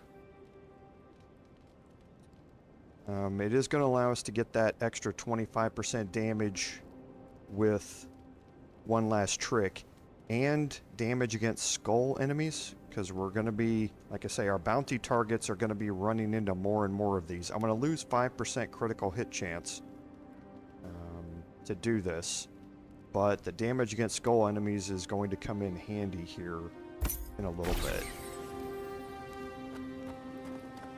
Let's see what we can do here. So Karak's Pride, we still can't. We've only got one Adraban. Let's just upcraft all of this.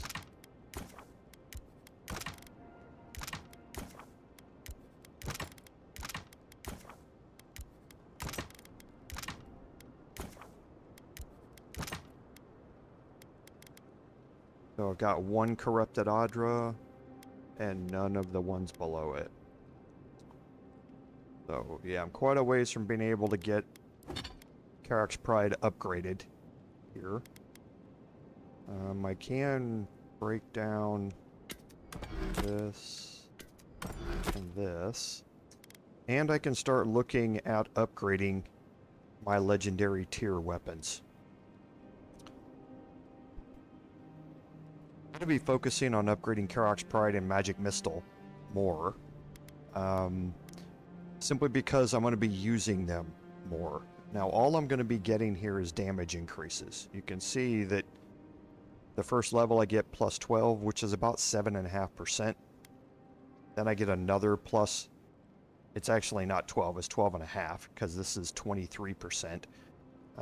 So at this point, I'm going to be getting a 15% damage buff, and here plus 35. So again, that another 12.5%. Or 12.5 damage increase. So I'd be looking at somewhere around 18% here damage boost over what I have. So it's not nothing, but that's all I'm getting at this point is damage increases. My stun is already maxed out all the way across. So Karak's Pride, however, getting that extra Adraban and upgrading it is going to get my stun up here. So now I'm absolutely able to one-hit stun any enemy in the game, even without having to use the Black Broth. And that's kind of the goal here. At this point in my personal playthrough, One Last Trick was not upgraded, but Karak's Pride was, and it's more of an easy button to do when you get into some of your higher level encounters, because you can just stun lock anybody that you want at that point. So the Gambison of the Grand Empire is here. I'm, like I say, probably going to be focused more on this. All you're going to be getting for this is more damage reduction. So at this point, it doesn't really matter as much, because that damage reduction based on how much damage they're doing is negligible. I'm getting plus 18% damage reduction when they're doing several hundred per hit. It's just not, or a couple of hundred per hit on the legendaries. It's just not really worth it to do a whole lot of upgrading here. But I will, just especially on the weapons, not nearly as much on the armor though. I wonder... Don't think I have any enchants that I need to put on. Nope, everything's good. I've heard rumors about a cataclysm in the Deadfire. So let's see if we can get any more black broth, and we should be able to, because we have a lot of raw beef or raw meat that we picked up. I think 5. So this should be the last one. Yeah. Perfect. Something about the lost city of Ukaizo. Envoy? Been thinking about Amalia a bit. You convinced her to stay in the Tusks. Not what I would have done, but at least it's resolved. Solace's traditions exist for a reason. It's just not always a good reason. Right. I just wanted to make sure you knew how big that was, in case she didn't thank you enough. Envoy, what do you need?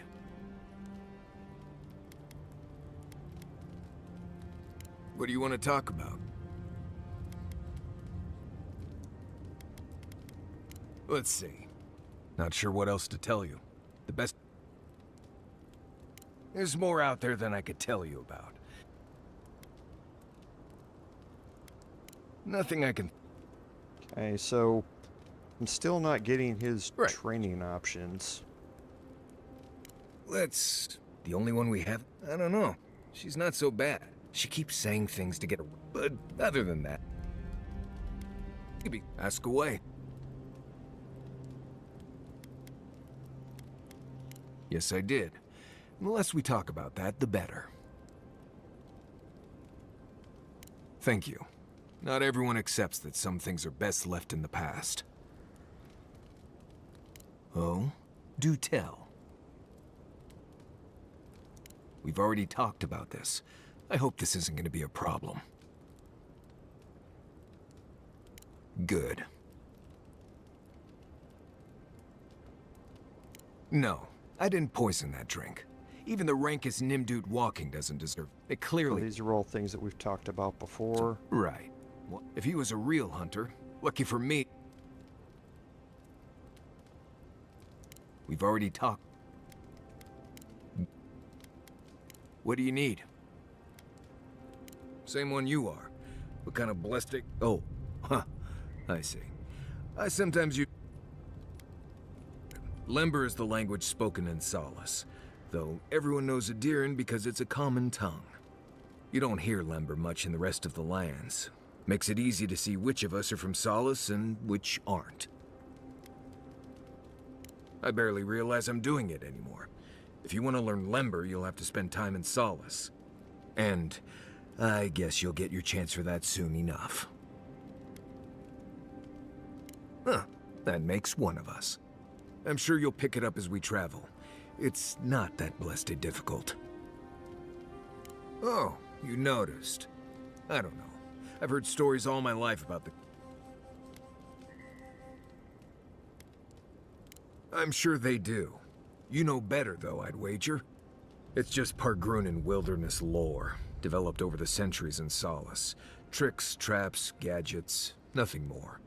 But hey, if people want to think it's magic, then go ahead. I'm not gonna bend over backward just to seem internally consistent.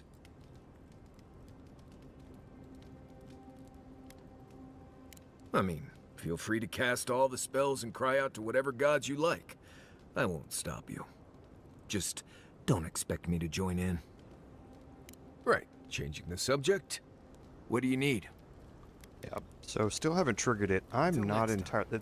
I went and looked at this offline. Nice. And it seems to be a common thing that people. So there's Kai's training.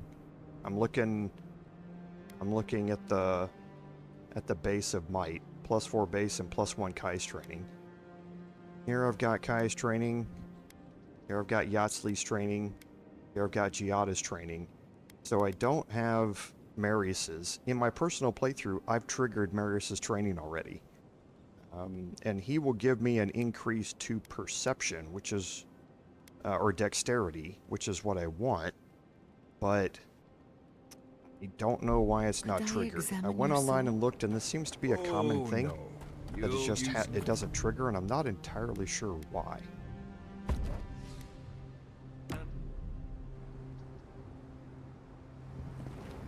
So it's going to be kind of a bummer if I miss out on +2 to a skill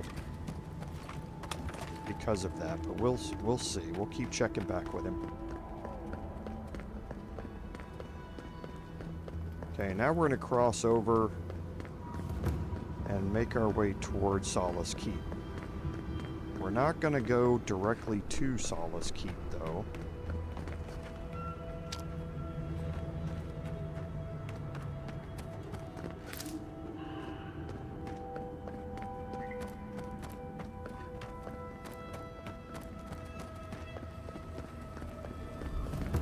Okay, because we have Serena's Mercy here.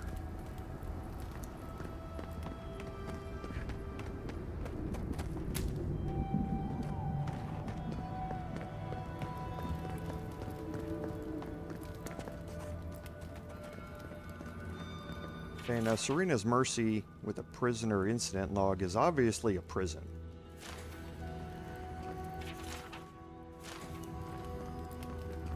Welcome to Serena's Mercy, outsider. There's nothing for you to see here. Okay, we have a little exploration that we can do here.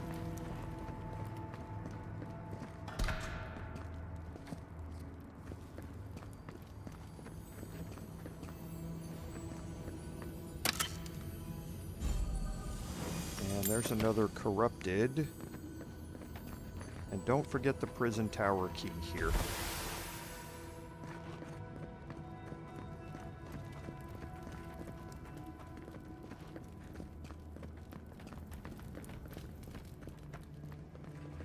You let me out of here right now! I'm down over there? I'm... Okay, and there's the second one. No, you gave the goods back. That's something else. I demand Here that is the bars of lock for the injustice prison answer tower for key. itself. What's an ancient keep without a grimy torture chamber? Oh, gods. Makes me sick.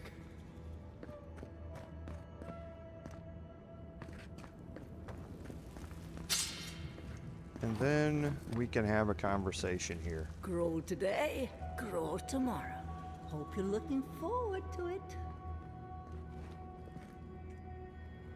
Oh, thank the gods. Finally. Renato here was selling our grave goods to traveling merchants. Don't let him tell about maps and causes. He's a common thief. I admit I took a few things from Pargrunan memorials. And I admit the caravans paid me a good price for them.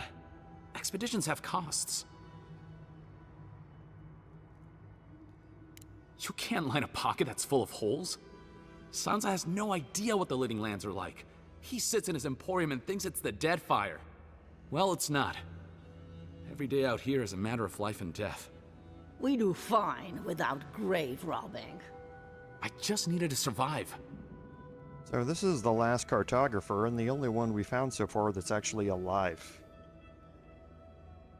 Now, any way you play this out, you're going to get his notes, but it just depends on whether you want to let him out or not. You can't just barge in and tell us what to do with our prisoners. How dare you? I'll have you know I'm a seasoned adventurer. Ha! Can't argue with that. This is the tusks we're talking about. You're free to go. About time. I owe you, whoever you are. Actually, wait, I can do better than that. Take my notes. Just do me a favor and don't tell Sanza where I've been. I'll come up with something. As soon as I've found a place to bathe. Okay, and that's gonna let him out. And we can go back and talk to Sanza. And complete the Cartographer's questline. But first, I want to do a little exploration towards Solace Keep.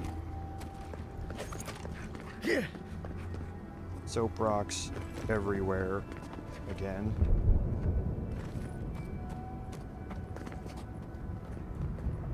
I'm gonna drop a save. I don't think there's anything back here.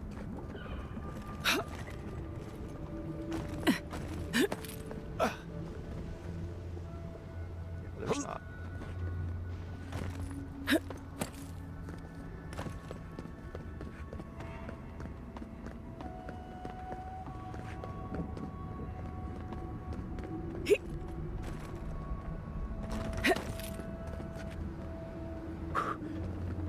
Doesn't look like there's anything back here either. Yep.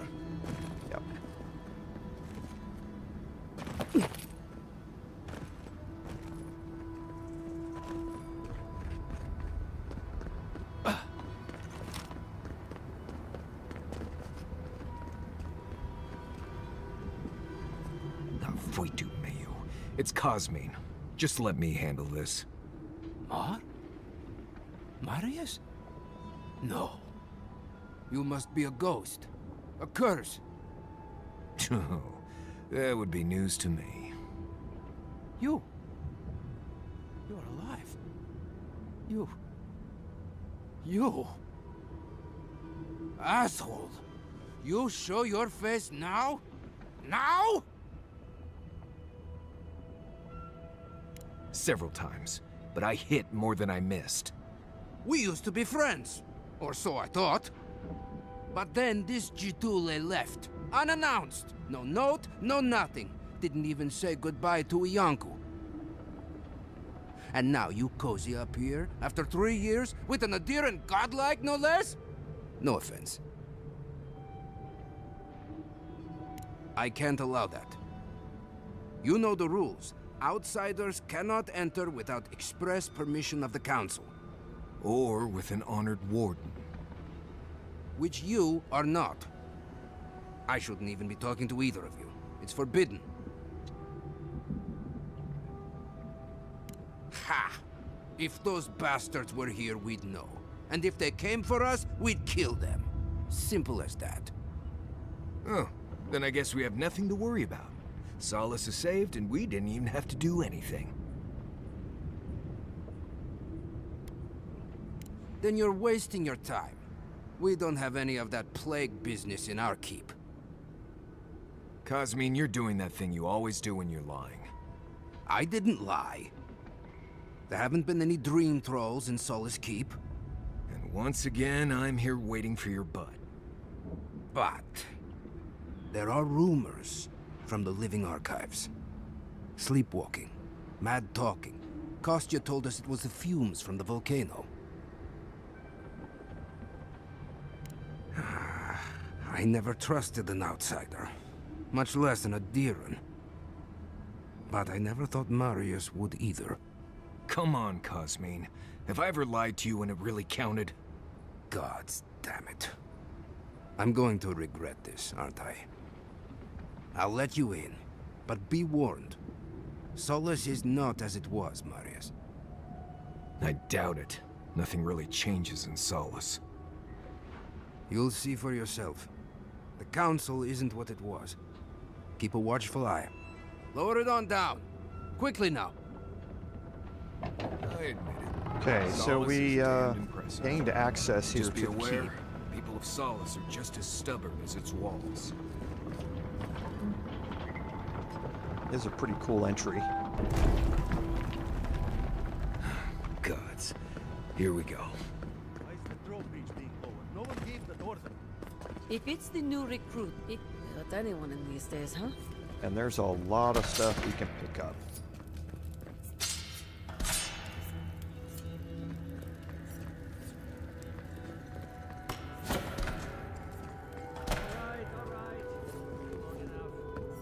Wait, you're not from the hunting party.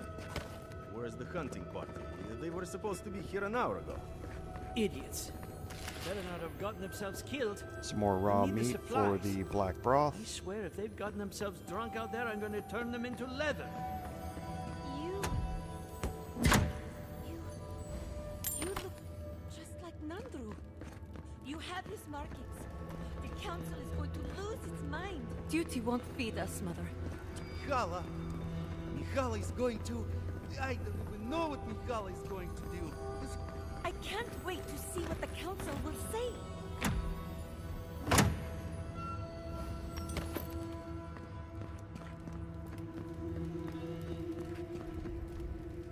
But Kostya says that Solace Keep is nothing but a crypt. We'll die in here. I'm so tired of listening to you. Kostya this, Kostya that. Solace Keep protects us all. I don't want to hear another word. An outlander. Don't mean to be disrespectful, but we'd prefer not to deal with your kind. What's wrong with talking to the Outlander, We need outside opinions. We need medicine. You're sick, Mother. Pargrunen affairs are Pargrunen affairs. We don't speak of them to outsiders. Even if it costs you your life, Mother? You'd rather die than ask for help from an Outlander? Kostya has a lot to answer for. Poisoning our youth's minds with these ideas.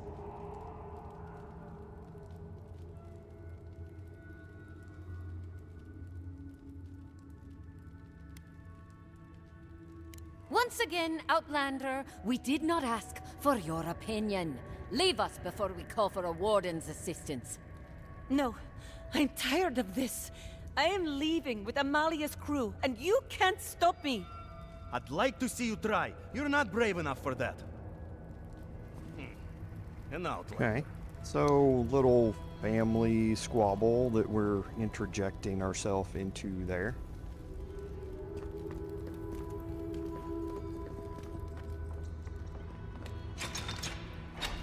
Now, Solace Keep is a little different from the other cities that we've been in. And what you mean by that is there's no map, so to speak, for Solace Keep like there is for the other cities. And that's because Solace Keep is not that big. Okay?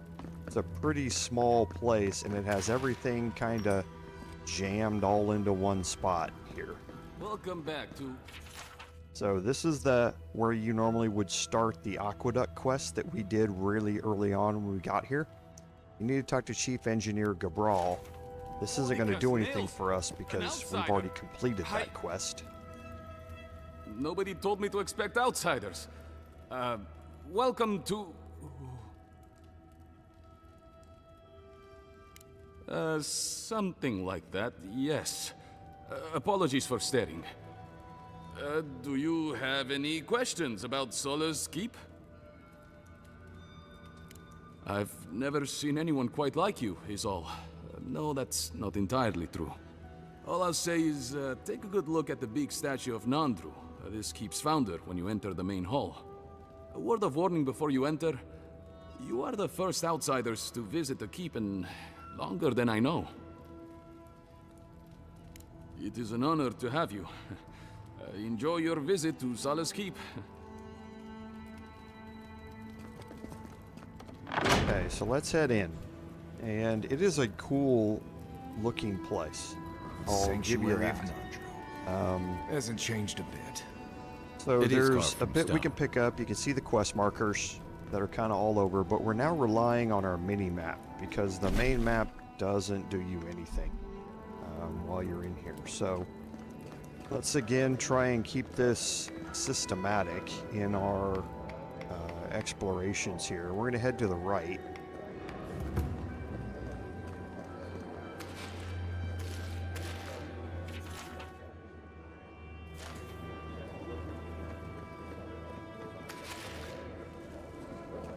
And we have a vendor here. Listen, everyone wants seconds, okay? You can get back in line or wait until next meal.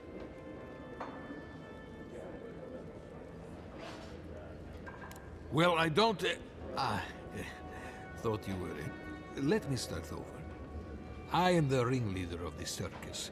No one does anything without a belly full of... whatever we're warming up here today. Honestly, Marius here would catch something better than I could rustle up for you. I just do what I do. You make last week's salt pork taste like... this week's salt pork. Take a compliment, Amakul. You're a good hunter. Always were. I have a little time to chat right now. What can I do for you?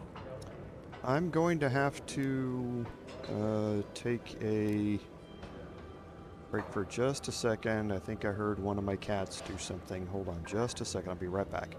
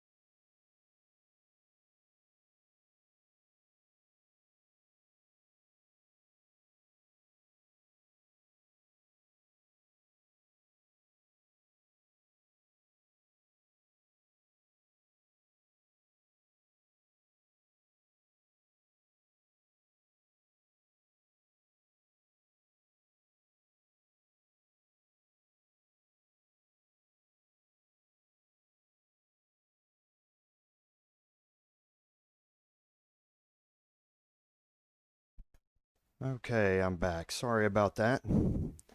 Anyone who has cats will know what that sound is when they're about to cough up a hairball. So you better go jump on it as quickly as I can. So sorry about the break. So let's come back in here and we'll finish up these conversations here. Oh, my friend, let me tell you something. It's best not to worry about what's in the food. We eat what we have. We depend mostly on our hunters and patrols to bring back whatever they can find. Of course, that means I have to be creative to find ways to make everything edible and palatable, at least.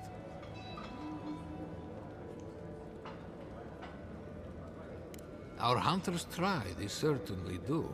Every now and then they bring in a bear or a beetle of some sort. Ever tried giant beetle? It's like in meat pudding. Close your eyes and think sweet, and you'd almost think it's dessert. Councillor Kostia wants things to change around here. He wants to work with the other settlements to increase trade.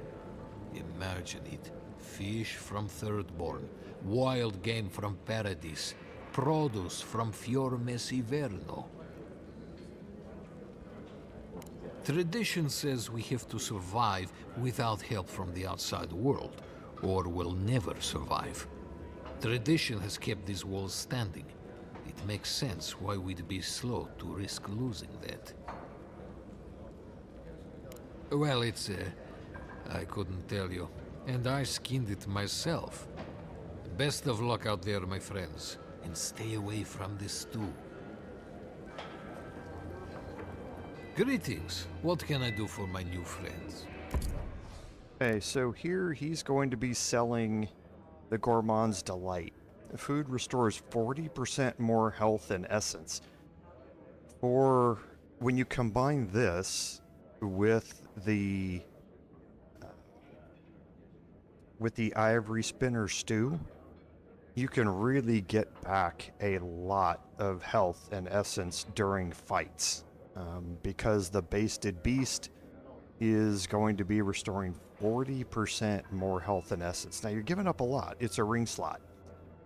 But if you, especially on those melee builds where you're in the middle trying to tank a bunch of damage, this can actually be a game changer in your build. For us, not so much, so I'm gonna just sell off some items here.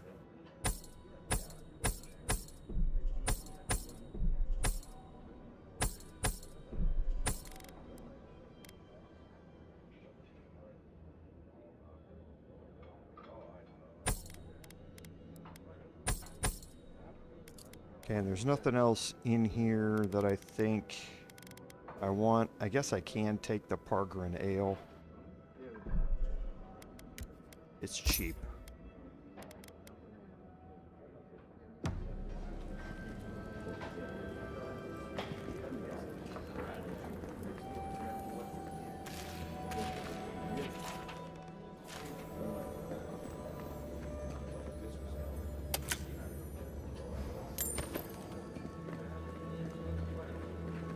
And there's a lot of Pargrin Ale sitting on the table. Should open up for There's also a lot of food. You think Kostia's right, huh? Think of the salted fish we could get trading with Thirdborn. Better than this mystery meat, that's for sure.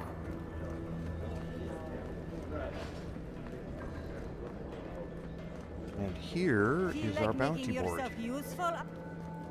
Welcome to the Tusks, outsider. Be courteous while in Solace's halls, and you shall remain welcome. Check the board for bounties. Anything catch your eye, feel free to take it on. You'll be rewarded accordingly.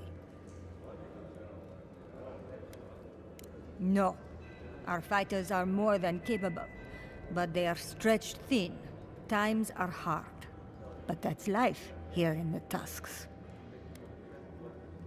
Resources are scarce out here. We need to cull the competition if we are to survive. Be safe out there. I'm going to pick up all the bounties first, and then I'm going to claim them. So there's a beetle matriarch. Be careful with this. That stool looks like a dream scourge. Put that poor husk out of it. Okay, so Renato's dispatch. So we know about this. We already went and rescued Renato, but if you didn't, that would give you the quest here to go find him and then return the map information back. The Spore King. We've taken to calling it the Tongassar and Krusta, who we've already dealt with. Be careful with those oaks. And the Bear. Now, who we've already dealt with as well. So now let's go pick up Wardens were lost. Anything to report? our bounties. Well done, outside. Vengeance for the fallen. Thank you. This means more to me than you know. Excellent work. You did it? Can't believe someone took them on. Let me look at those amulets. How strange, matching half moons. Well done. I will always have bugs to deal with, but at least they won't be hatching in such large numbers anymore. I'll be sure to pass on the word, Envoy.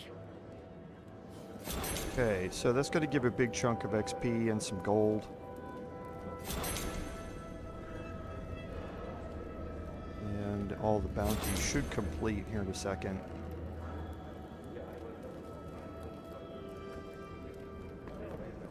Okay, so we're going to stay down here on the first floor. Again, there are some people out here, but nobody that you can really talk to. Down here is Petru's key, Mikala is to blame. Exactly. which we'll see what it's for here in a little bit. Absolutely. Can you imagine? So you're the outsiders my guards led you to the keep. Sucker. Now I'm going to have to deal with Kazmin. And you're accompanied by a deserter. There's the Joffrey I know. Still calling your parents by their first names. Yes, I am. Every time I visit them. You should try it sometime. If you've a complaint, can it wait? I'm already dealing with enough.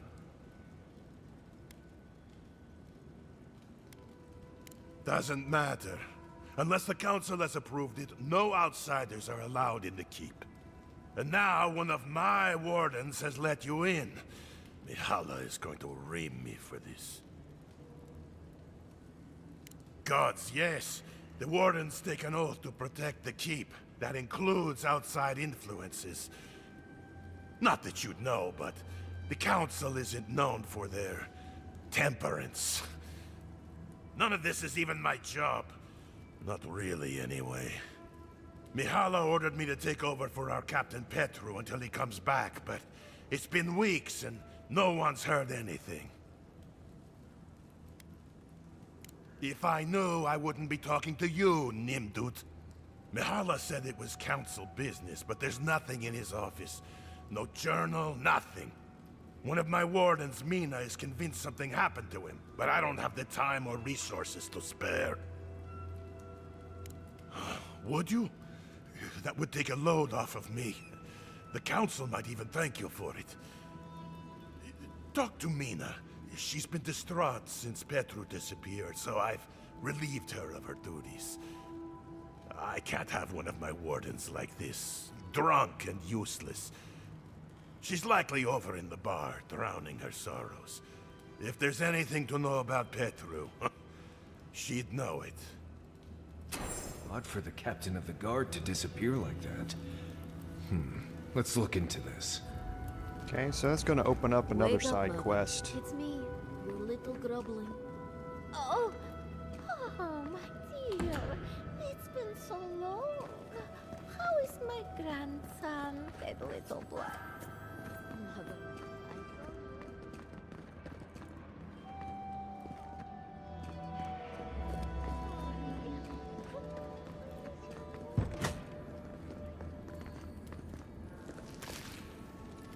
You're probably right, but it was their choice. They're no longer our people. I know. But my brother is among them. I just wish he'd recognize his mistake and come back home. I'm sorry, but this isn't your brother's home anymore. Okay, so now we finish down here on the first floor. I'll have to bring this to the council's attention. And let's head up to the second floor. There's not a second floor above this directly. There is a way to get there. And actually, there's another vendor here, I forgot. Oh, great. Outsider? You need something? Never once, and now that I have, I can't say I care for it. Leave our keep and our garden be. That's all I'll say on that. Okay, and here you can pick up Fragment of the Spoils. This is the locations of all of the God Totem fragments here in Galloway's, and the Son of the Black Haven. This is not really very useful in the game at this point. I think it's probably underpowered for where you would be at this level. The blocking has a 10% chance to restore 20 essence. That really needs to be much higher than that. And the plus 50 maximum essence is a decent number, but I think at this level it should probably be more like 100. There is a way to deal with that and kind of mitigate that a little more with the enchants that go along with this. But still, at this point, I think it's a little bit underpowered for where we're at.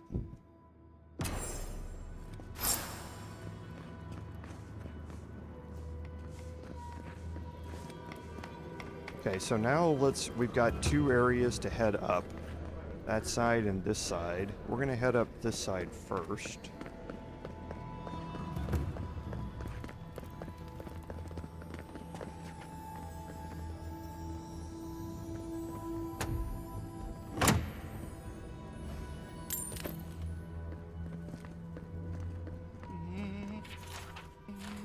No, I couldn't possibly. It's too precious. Safe. In the drawer. Okay, some more ale there on the table. Now we'll head around to the other side. And this is what Petru's key is for.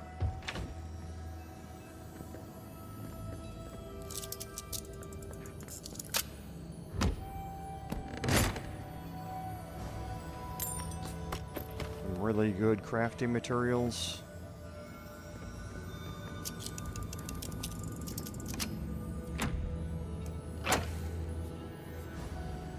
Some more crafting materials.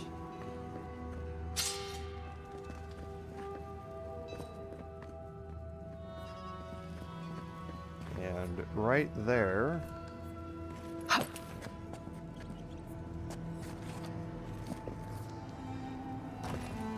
is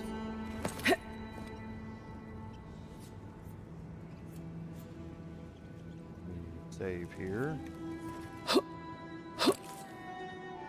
An old hammer. You're gonna need this here in a little bit.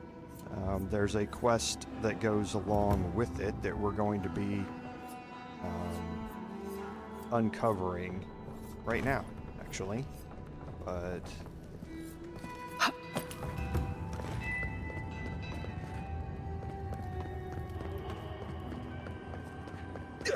now we're going to head up this side. There is a bottom here which we can go look at. One of the gods. Ah, the outsiders. I hope you don't mind if I shout a bit. I feel like it's impossible to hear anything over all this banging and quenching. Indeed, when they came down to tell us that we had outsiders about, I swore I misheard. I probably should have cleaned up the place. I suppose it would. We just don't get many outsiders down here. Ever? I am Forge Master Della. Recently appointed, I should add. Old Master Tassa passed away, and the council appointed me. Master Tassa died? I figured that old lady would live forever. So did I.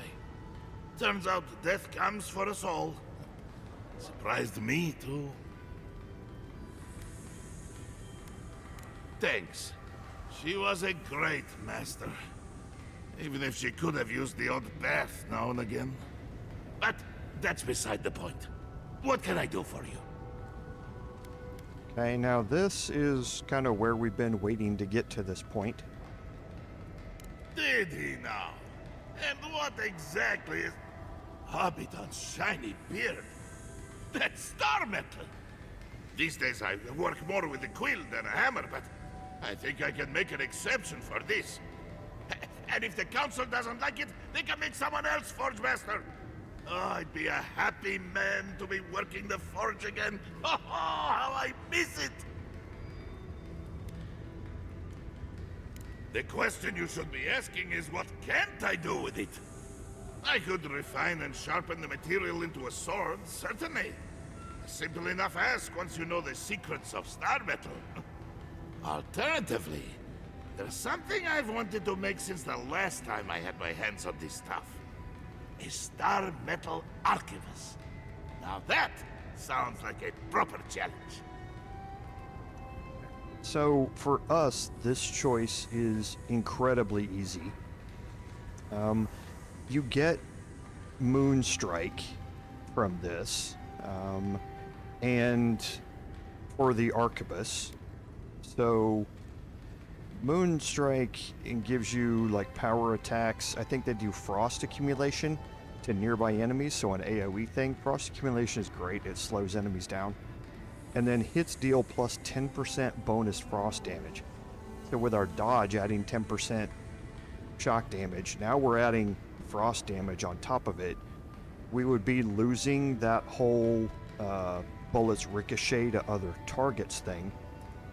But then you can upgrade Moonstrike into Heaven Strike, and that is where it really turns into a monster, because when you upgrade it, you get another 33% bonus damage, and you get another 33% additional stun.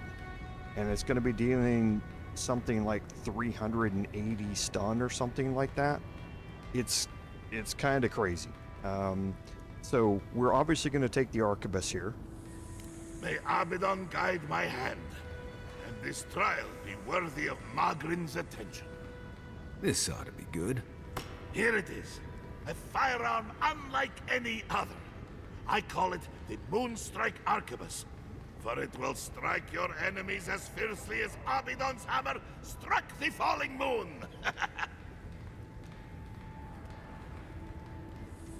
You are most welcome, outsider. However, this material is unlike any other metal. It is superior in nearly every way, and an unmatched challenge to work. I want to see what else I could do with it. Bring me more fragments, and I will forge for you a blade unlike any other. Though with more star metal, I may be able to upgrade the Moonstrike Arquebus a bit more. Okay, so here you can have him make the sword, or we can upgrade the arquebus. We are absolutely going to upgrade the arquebus. Let's. I've been looking forward to doing this for a long time. Proper rifling for the barrel and a bit of weight balancing will do this arquebus wonders. Always a privilege to watch a master at work. Here you are. A firearm unlike any other. Use it to rain death upon your foes for me, eh?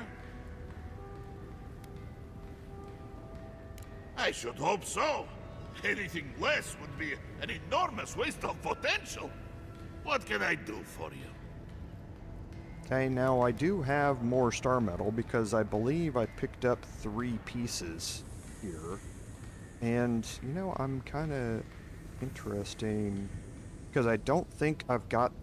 I know I haven't gotten the one here in Gallowayne's Tusks. I know. A shrine to Abaddon in a forge. How unique. Blessed day. What would you like done? Okay, so now all I can do is make the sword. Very good. This shouldn't take long. Let me show you why the council chose me to be master of this forge. Now this, I have to see. It is done. I call it the Meteor Blade. Never before has anything I've crafted held such a wicked edge. Thank you for your kind words, outsider. I will take them to heart. So the Meteor Blade, a combo attack gives, or inflicts upon the enemy minus 20% damage for 15 seconds, which is really nice when you're being in your melee attack in the middle of everybody. That allows you to tank much better. It also has the same stat of plus 10% bonus frost damage. Now the upgraded version, so when we find the Starmetal here in Galloway's Tusk, we can upgrade this again. It again adds a bunch of extra damage, but it's not nearly as much from a particular bonus increase, and that's just because it attacks so much faster than the Arquebus does. I think you get an additional 10% damage or something, like maybe it's 15% damage, something like that. And you get an additional 10% stun to go along with it. Everything else stays the same.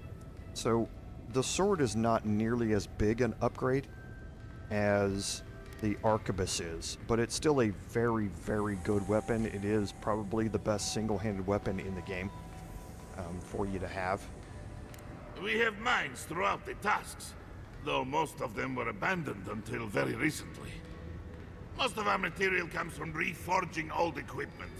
Someone dies or retires and we make something new from their stuff. It's a fine tradition, if you don't mind going on patrol in your dead uncle's old pants. Mock all you like, Outcast. This way has worked for centuries. Like most things around Solace, they got too costly and dangerous to maintain. The Council thought it best to close them down. Council of Kostia has argued to get some of them open again. We might be getting some new ores sometime soon. And let's see what he has to sell here. And here we've got a couple of Adrabon, and this is what we need. Now they're expensive.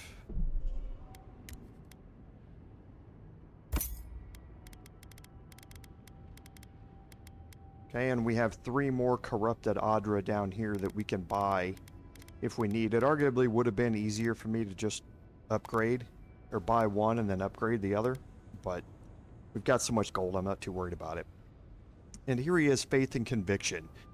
Now, Faith and Conviction is your tank heavy armor, basically, and the enchantment just expands on that, with the you and your companions receive an additional 4% damage reduction. So if you look at it, you're getting 30% damage reduction with this, which is a big number. And you combine that with certain other items that can get you even more damage reduction, and I think you can cap out at 55% damage reduction just walking around.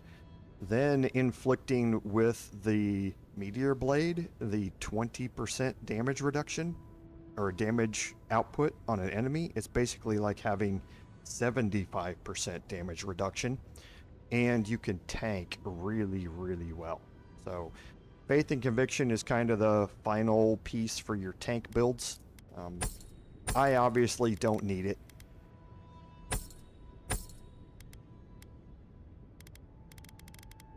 So we'll take a look at Heaven Strike and the Meteor Blade a little bit more here in a second. Let's see, how much... I've got 300, and I've got 2 corrupted Adra. So let me just buy one more. You're back! What can... Just so I can upgrade it. Okay.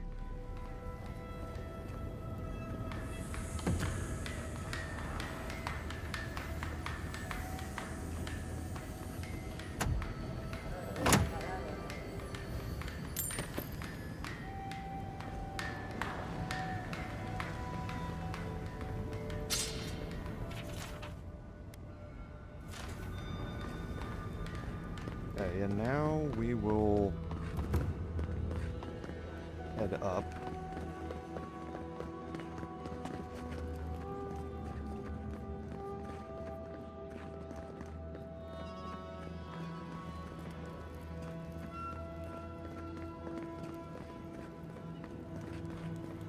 And Ready this yourselves. is the way up Council's to just the up council this chamber. Are they gonna throw us in the volcano if this goes badly? Haven't seen Petro around. But you can in a head up while. on either side. Wonder what he's been up to. And here's a Wodica, shrine to Wodica. Guess We'll steal the offerings just because why not? You must be the outsider I've heard so much about, yes? I am pleased to meet you. Bolty? Is that you? Marius? Won't the Commandant be surprised? What can I do for Solace's most fascinating guests? I am an attendant of the Council of Solace. I do whatever they ask of me, frankly. Currently, it is my honor to watch over the Shrine of Wodeka and keep it as pristine as the goddess herself. You mean it's your honor to stay where the Council can keep an eye on you? The way I heard it, Bolty had a reputation for taking things from the armory and selling them to traders for a profit. I paid my debt to Solace. I have changed. Yeah, well, the Council is keeping you close by, just in case you haven't. Okay, so an interesting interaction with Bolty there. There's a prayer to Wodeka up on the wall. And don't forget the lockbox here.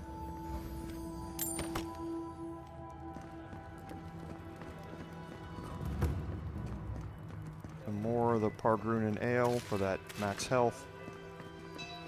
Since the days of Nandru himself, have we stood watch over the garden. Move along, outsider. Consultation hours are... Oh my. No, of course not. What can I do for one such as yourself? Ah, our beloved founder. Nandru sought to create a sanctuary in the deadliest part of the island. He called it Solace. Many believe Nandru was led here by a spirit guardian of some kind. Others believe he was simply an excellent judge of location. Regardless, many of his traditions remain in place to this day, while others may have fallen by the wayside. He was compassionate, eccentric, and charismatic. He knew how to draw out the best in his people. A true leader. Tradition says that when he knew his life was ending, he sought quiet solitude, knowing his work here was complete. Not a word of tradition, spoken or written, speaks ill of our founder.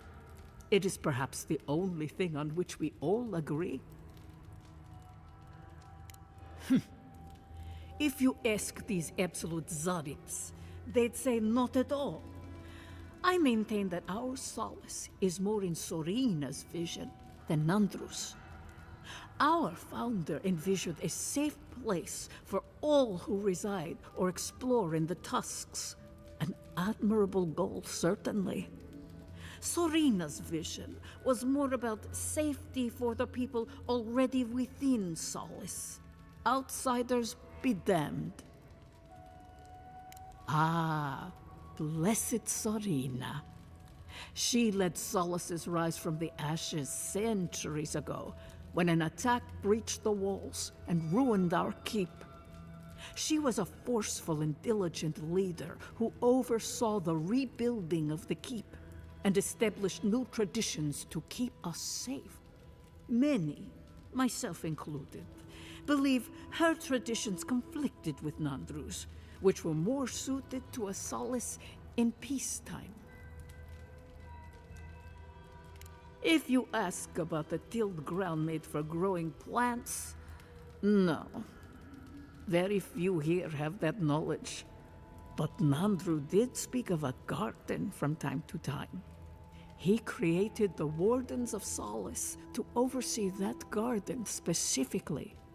No one can say for sure what the garden meant to him, for none has set foot there. I fear I cannot help you beyond that. What more can I do to enlighten you? All philosophy is controversial here. Thoughts that do not challenge tradition might as well be tradition themselves.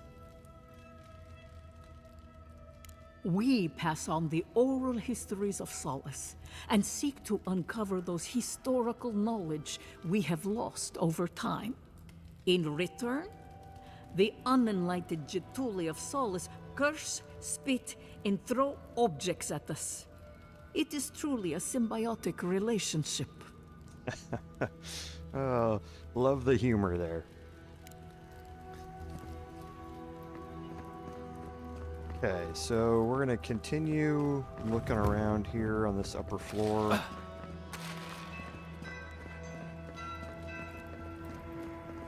An outsider! I've never seen someone so tall.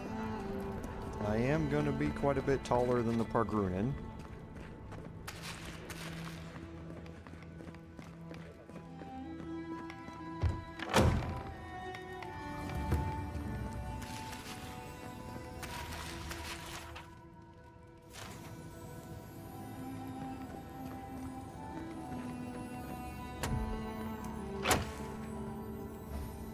Okay, some more crafting materials.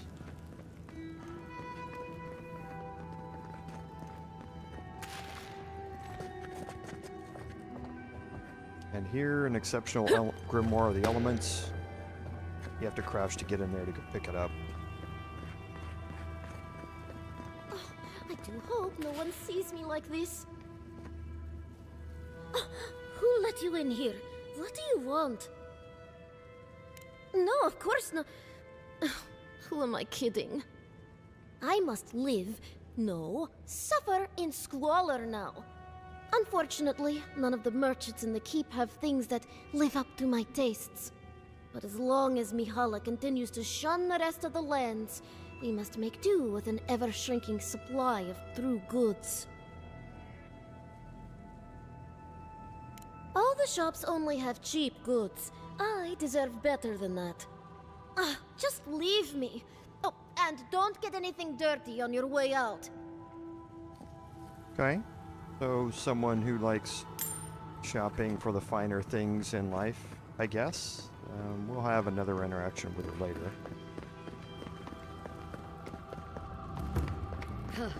Found a spider the size of my face in my quarters last night. Again? Oh, good. Someone's come along. I can't believe the only person that stopped is an outsider. Will you help me, please? Ugh, my hammer. One of the smiths down below sold it to me, and I'm not likely to get such a fine one again. But with all the construction going on here, still, I slipped and dropped it. I think it's somewhere down there. Do you think you can find it, Well, we've already found it. Ah, you have done me a great service, Amakul. Merty envoy, may your kindness be repaid swiftly. Okay. And then here... Water, will you look at the very image of Nandru indeed? The gods send you at the most Is Chief opportune Engineer time. Gavral. Raluca told me we have you to thank for getting the waters flowing once more. And to think you made peace with the Delangar. Fascinating creatures. When they aren't trying to kill you, anyway. I can only hope she'll help us protect the water source in Slumbering Fields, as long as that hothead Raluca doesn't antagonize her. You've been invaluable. Please, take this. Thank you again for your help. Perhaps whatever blessed Nandru truly does live in you. Okay, and since we've already completed that quest, he's just going to give us the reward right now for it.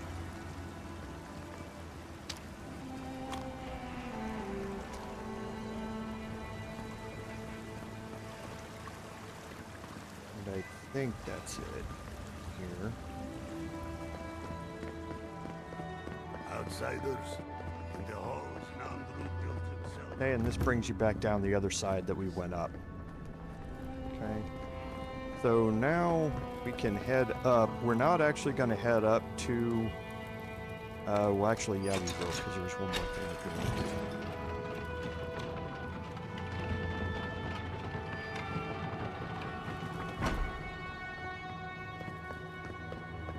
If we open the gate, we will talk about this later. Okay, I shouldn't get the conversation here, but just want to make sure I don't.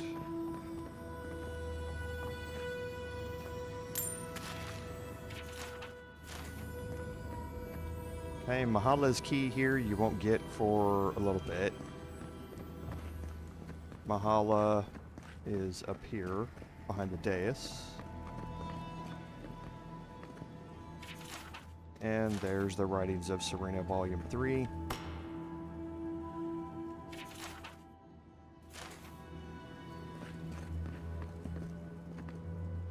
I think that's it in here, yes.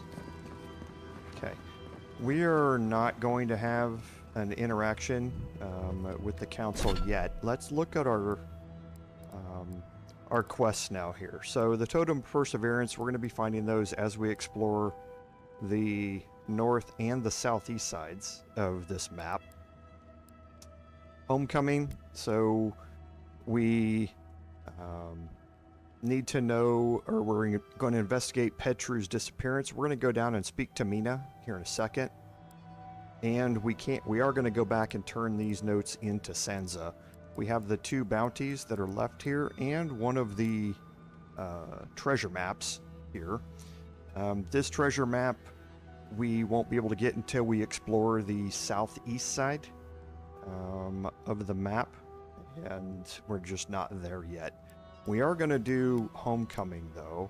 Or actually, well, we'll track Gallowayne's tusks here, the map, because we are going to go do that first, and then we're going to come back here. Because I can't fast travel from in here. So let's go talk to the drunk downstairs on our way out.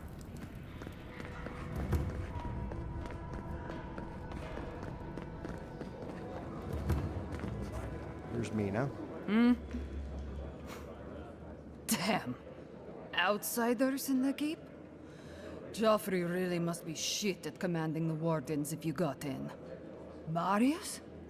You're back? God's alive. I never thought I'd see you again. Mina, is that you? Didn't recognize you with all that whiskey smell around you. The whiskey helps me sleep. I've been working extra shifts without Petru here. Things would be a lot better if he was still in charge. Left? That what he told you? Sucker. Our captain didn't just up and disappear without warning. Something must have happened to him. It's law in the keep that we don't ever leave Solace. Ever. Not unless we're on assignment at an outpost. Your friend Marius here is an example as to what happens if we do. Some people don't like that. Petru, he skirted the rules. Has some project out there, at that abandoned Warden tower. He usually goes out for a day or two, but always comes back. It's been weeks now, and nothing. I figure something must have happened to him. Who knows what's out there? Attacked by Zaribs, killed in a lava flow. That's what I'm afraid of. I begged Joffrey to go after him, but he won't spare the Wardens. Gave me a week to cool off, as he put it. So, here I am. Look, I know it's not your business, but you're the only one who can go in and out of the keep. If you happen to go by the abandoned Warden Tower, just to the northwest of Solace, keep an eye out for him, all right? Even a clue as to where he is would help. Maybe I'd be able to convince Joffrey to send someone after him. Never thought I'd see an outsider do more for me than my own people. Thanks, Adiren. Okay, and that's going to update the Homecoming quest to go investigate the abandoned Warden Tower. We're definitely going to go do that, but first, let's go turn in a quest that we've been, again, gathering for a long time now, just like we were with the Starmetal. An outlet. Okay, so let's go to the Living Lands. We'll go to Dawnshore.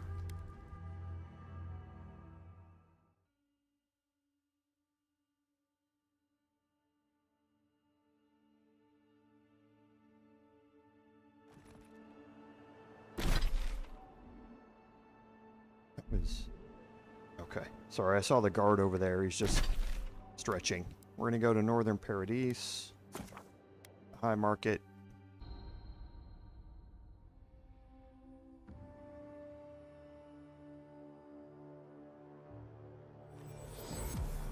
Hear me, Paradise.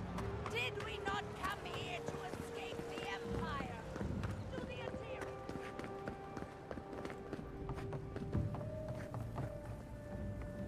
You're back. What have you found? You found him? Hey, now we're going to lie here. We don't want to say he was imprisoned. He asked us not to tell him. Oh, terrible. Renato was the first one I heard. It was always about the adventure for him. Madico, this expedition is cursed. Where did I go wrong? You sent people out into the wilds with no training and no one to guide them. Maybe take one moment to actually think next time? You should have been out there with them.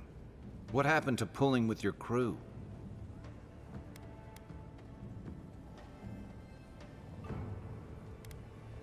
I should hire guards as well.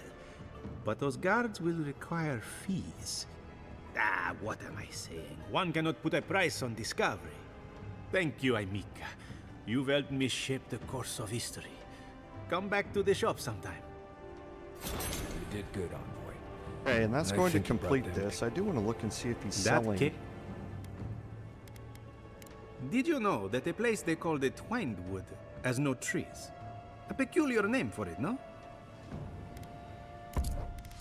Okay, so he's not selling anything different after we've completed it. We can...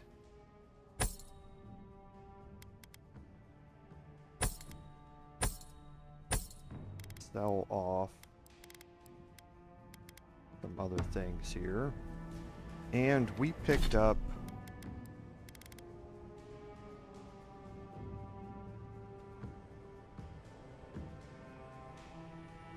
there it is. The Ring of Many Stars. Conjures magical homing projectiles that bounce between targets. I'll show you what this does. It's how do I say it? It's really not all that impressive for how long you have to wait for it, but I will put it on. And Ashfall's Legacy came off. Now both of those are what's equipped. No.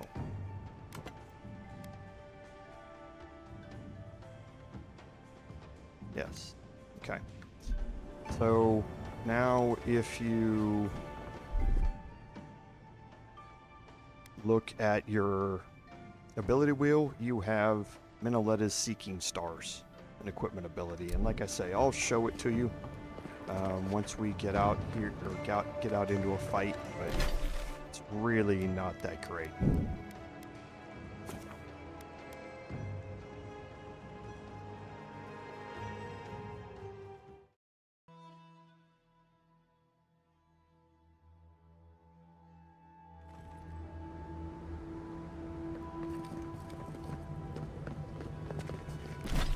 So we're going to head to our camp here real quick.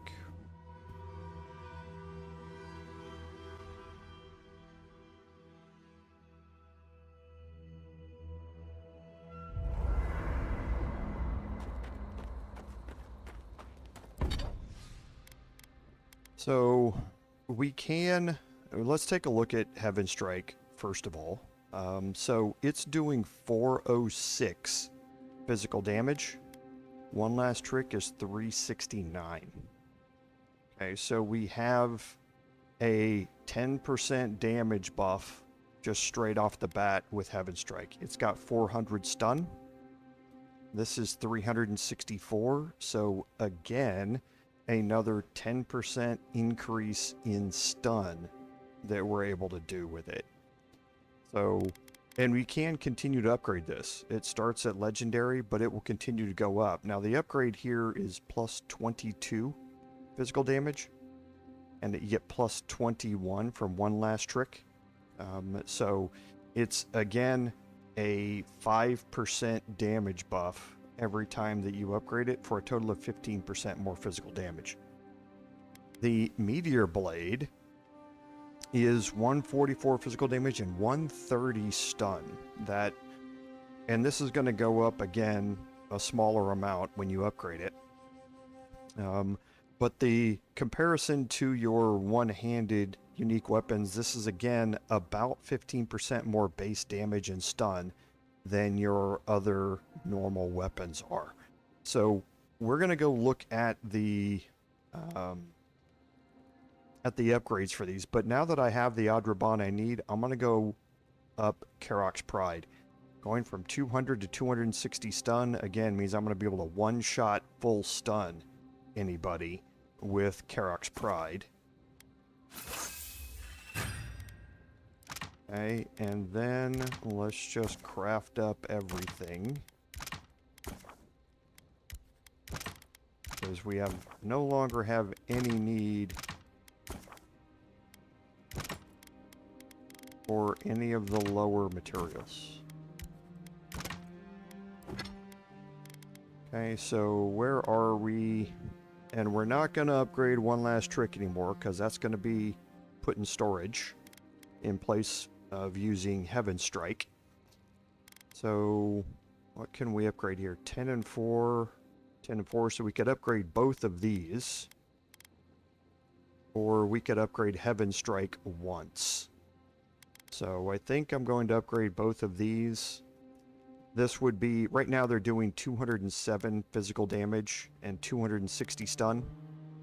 So that's about half of the damage. So when I let them go twice, or in this, both of them in the same shot, it's doing the same damage as Heaven Strike. Then the stun, though, is where it's really impressive. This is 560 stun that I'm doing to a target compared to 400 from Heaven Strike. So these two pistols, like I say, this is your started off weapon with that extra damage against unaware targets, but then you swap to these two and you just keep using these two over and over. So I'm going to upgrade both of these.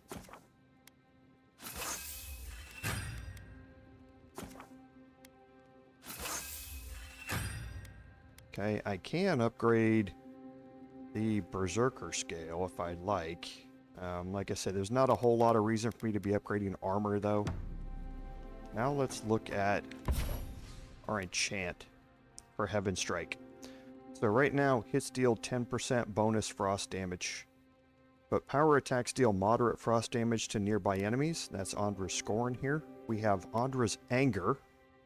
Power attacks deal high frost accumulation to nearby enemies, so a straight upgrade for it. And Lunar Champion. Killing an enemy gives you plus 5% damage reduction for 10 seconds. Now this doesn't stack.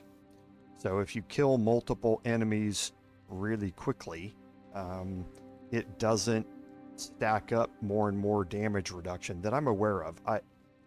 I looked at the wiki for it, and it doesn't mention that it stacks. If it did, I think it would mention it. Which is nice, but oh, I think I just got a game crash. Yep, I did. It just popped up a fatal error there. So I don't know when the last save was. So that might be the end of the live stream for today.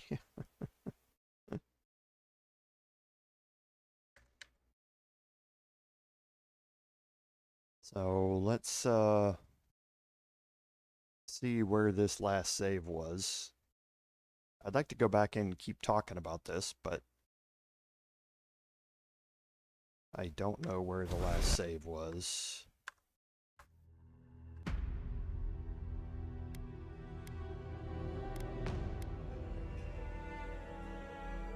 Let's see. I might have gotten an autosave when I fast traveled, but I don't think I did. I did not.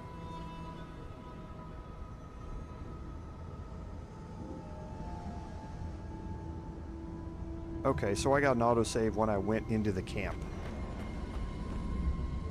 That's fine.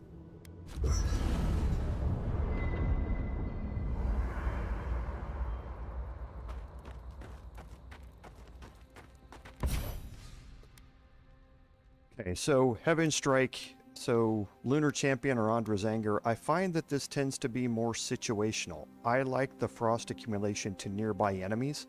Being able to slow them down is a good bonus for me, I think. So I like having this, even though I don't use Heaven Strike except for that first Alpha Strike, which means that if I kill an enemy with it, gaining 5% damage reduction for 10 seconds would automatically kick in. 10 seconds is just a really short amount of time. And since I'm not going to be using Heaven Strike again, I'm probably not going to be getting attacked in that 10 seconds. So it's really not very much worth it. I'd prefer to spread frost accumulation to multiple enemies with that first hit. So that's what I'm going to do. The Meteor Blade here, so Thunderclap, is what it comes with. Lightning Strike, killing an enemy deals high stun and shock accumulation to nearby enemies, which is really nice. Don't get me wrong, Thunder Shot with Crackling Bolt is good, but Lightning Strike is where this weapon becomes OP. For Stormsworn. That's dealing high stun with Stormsworn is kind of crazy. But for Meteor Blade, Lamenting Fury is what it comes with. Crashing Tide, a full combo attack, gives the enemy minus 40% damage for 15 seconds. This is a straight upgrade to Lamenting Fury, or Flurry.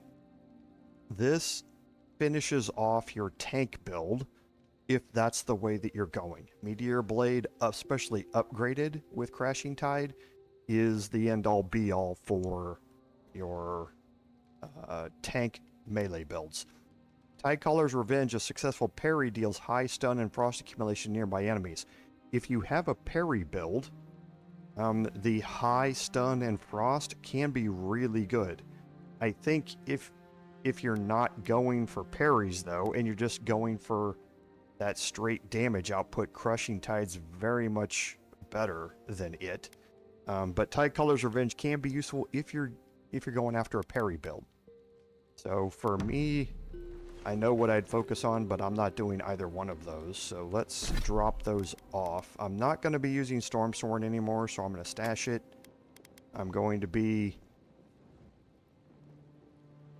stashing one last trick.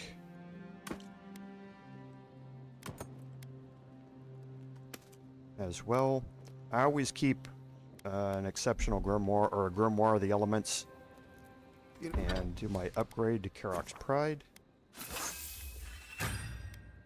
Do the upgrade level 1 and the upgrade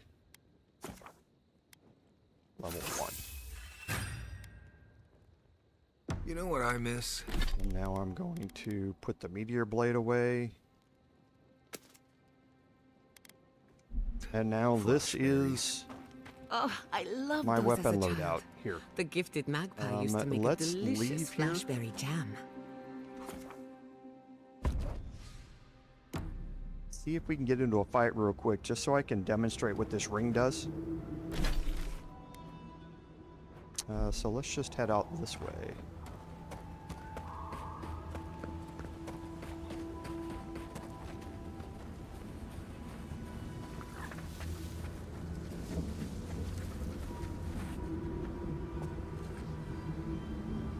So actually, let's head around to the left.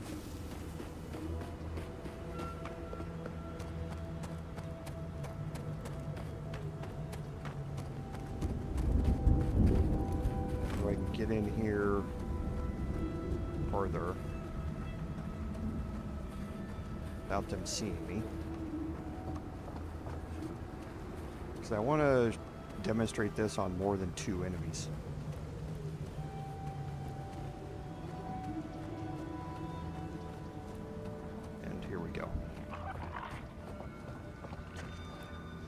Keep quiet.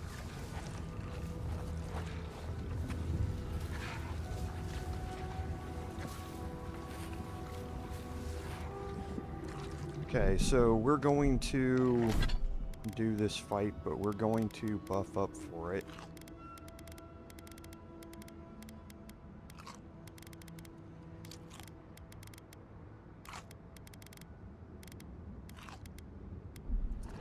And we'll just start this off with... Lava will be on secret. So that's really what you get out of it.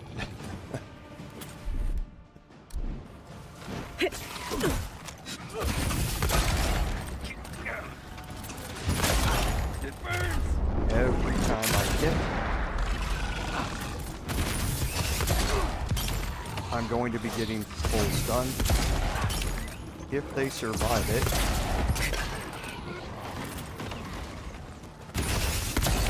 which most of the time they don't. So you saw what the ring did. It's good against a single target. So if you're starting out with it. So what you can use it for is in boss fights. You can start out with the ring equipped, utilize it, unequip it, and change back to your critical hit damage ring as soon as you've used it that one time. That's one of the things that the game allows you to do, is to swap out your inventory, and it basically does a little pause while you're changing to other things in your inventory. So it can be situationally useful, and it does do a decent amount of damage, but it's not something that you want to give up a constant amount of critical hit chance or damage for with my build. It's just not. So I'll use it periodically, and we'll open up this chest, and this will be the last of our live stream today for the Shadow Dancer's boots. So these increases your health restoration from all sources by 5% and plus 40% dodge distance. That can actually be very useful, especially on my build, but it's not something I'm going to give up the extra shock damage that I have with it. Being able to dodge backwards away from your enemies is pretty useful for my build. Just one shot at him.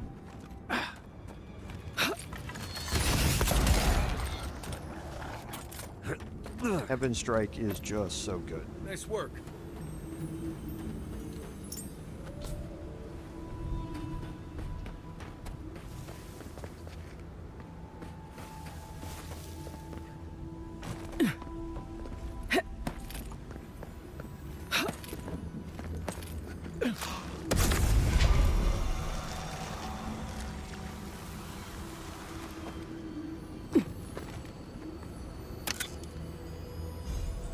And here's the Berserker Ring. The last piece of the Berserker set just gives you +4 Constitution. So again, for your melee builds, the Berserker set, especially complete, is really, really good.